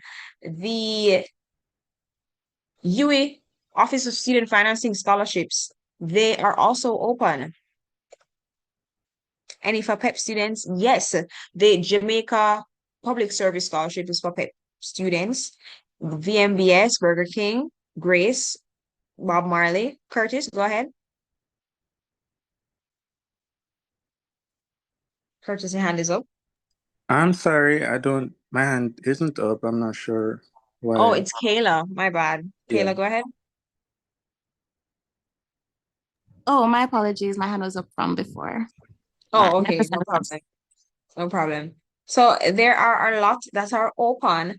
And to be honest, we post them almost every day. There are some that also closed over this weekend. The Sagicor scholarship would have closed this weekend. I'm sending our Instagram details in the chat so that you guys can just follow. We have a story highlight.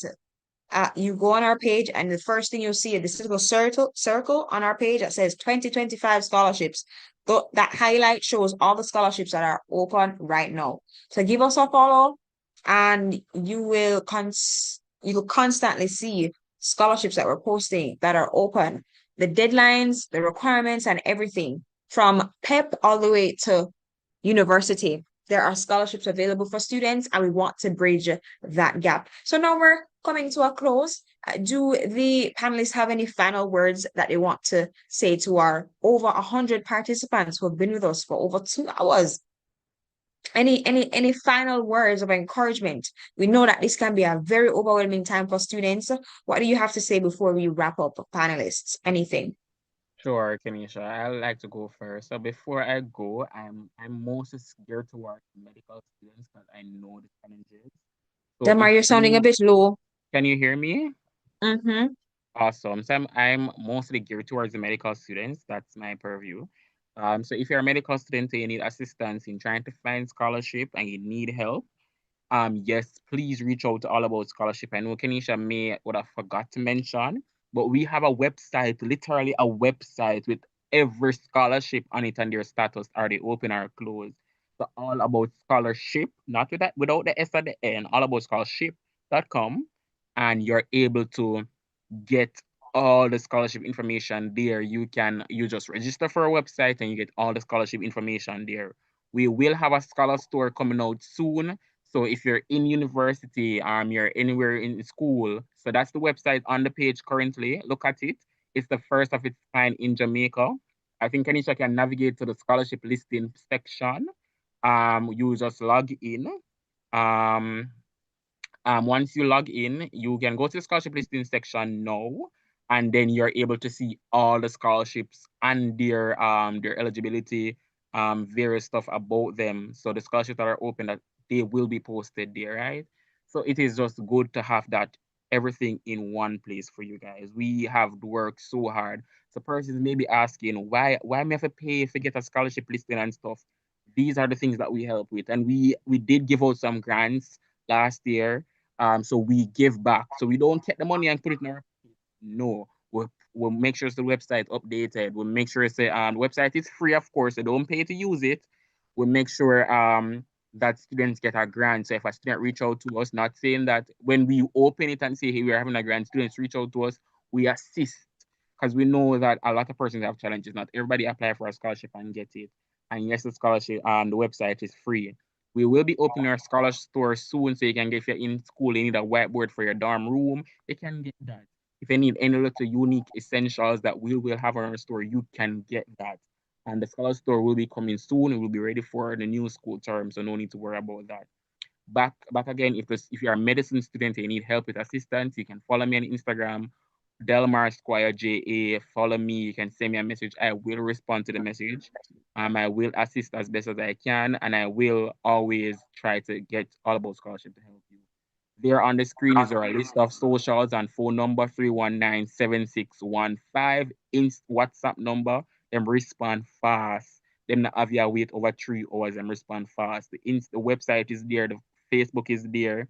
The Instagram is there. The YouTube is there if you want to watch this video later. TikTok is there.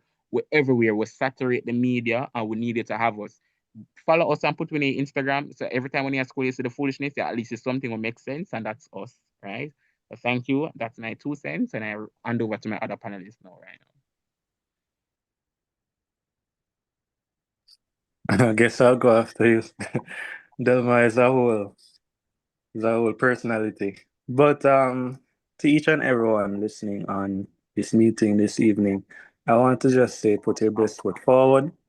It's very important that you not limit yourself, because let's put the discipline out of the way now. Whether you're doing administration, whether a potential teacher or somebody who is into IT, regardless, we all have our financial struggles and the reality of our economic background, especially as individuals from rural parts of this country. You know, it's really hard. So put your best foot forward and try to always strive for greatness in everything that you do. So you should just make that a goal and regardless of whether you try hard or not, you will be rewarded. So yeah, that's just my little bit of encouragement. You can't never do enough. Um, that's just me. Zante, Kayla, John Ross, any final words to our Yes, wonderful audience? I am here. Actually, someone asked a question in the chat. I did respond, but I'm not sure if they saw it. Can I just answer quickly? They were asking Sure. about a scholarship if they want to study overseas. So I only know of one. So as I said, I was a recipient of the Lynn Michelle Foundation Scholarship. So they do have the iAspire Scholarship Program, Aspire International Scholarship, which is 5,000 USD. So just go to lynnmichellefoundation.org and you will see what they require. The deadline would be June 15th, so you still have some time. Also, another question was the Office of Student Financing. The website is still down, they're working on it. However, they did say that if you filled out the physical form, do not submit it, just wait on the online portal. Final words, do not doubt yourself, apply, apply, apply. Rejection can be hard. However, as many of the panelists said, they did hear some no's, but as you can see, we did also hear a lot of yeses, right? So just believe in yourself, stay confident, stay grounded, and just keep going. Never give up. All right, all right. My final words are, don't put all your eggs in one basket. Apply to every single scholarship that you find and that you're eligible for. And also, I struggle with this sometimes, imposter syndrome, but I want to leave 3 key tips with you guys. 1, your story matters. No one else has your journey and your story, so make sure you capitalize on that when filling out your application. 2, your hard work counts. Think of all the late nights, every sacrifice, and every challenge you've overcome. And thirdly, you are worthy of success. Amen, amen, amen. And finally, I definitely want to say something too. I would have received the NCB Foundation scholarship in my undergrad years, and I would have applied for well over 10 scholarships. I'm not sure if you guys can see me. Oh yes, I can see myself, so you guys can see me. I applied for well over 10, and best believe that only a few got back to me. And the one that I ended up getting from the NCB Foundation scholarship from the NCB Foundation was worth $600,000. That was more than I needed. That was double my tuition at the time. So, I could have boarded and so on. But that one yes from the NCB was after a whole heap of no's. I got that yes from NCB in August, right before school opened. I got that yes after everybody was telling me no. I got that yes after applying for NCB 2 times in the past. Yeah. So I'd have applied in after fifth form, I'd apply after lower six because I wanted to go to NCU at first. But God had other plans. And the third time that I applied, the third time when I got through to the University of the West Indies after doing my capes, that's when I got it. I got it when I needed it the most, when I didn't give up. After all the no's and after applying 3 times, that's when I got it. And so that's the same for a lot of students. That's the story for a lot of students. So don't get discouraged when you get a couple of no's. It's not the end, especially if you know that you're a good student and a good candidate. Don't give up. You know, apply all the things that you'd have learned today and have faith, have courage, and go out there and apply for those scholarships. I believe in you. Our panelists believe in you, which is why they made themselves available to come talk to you. And the fact that you're here speaks volumes. Enough people see the link and sign up, but you are making a step towards securing a better future for yourself, your current family, and your future family and generations to come. So big up yourself. Thank you so much for coming and have a wonderful evening. I hope you had a cat at one plus time. I hope you're leaving with not only a tired face because you were smiling for the whole duration.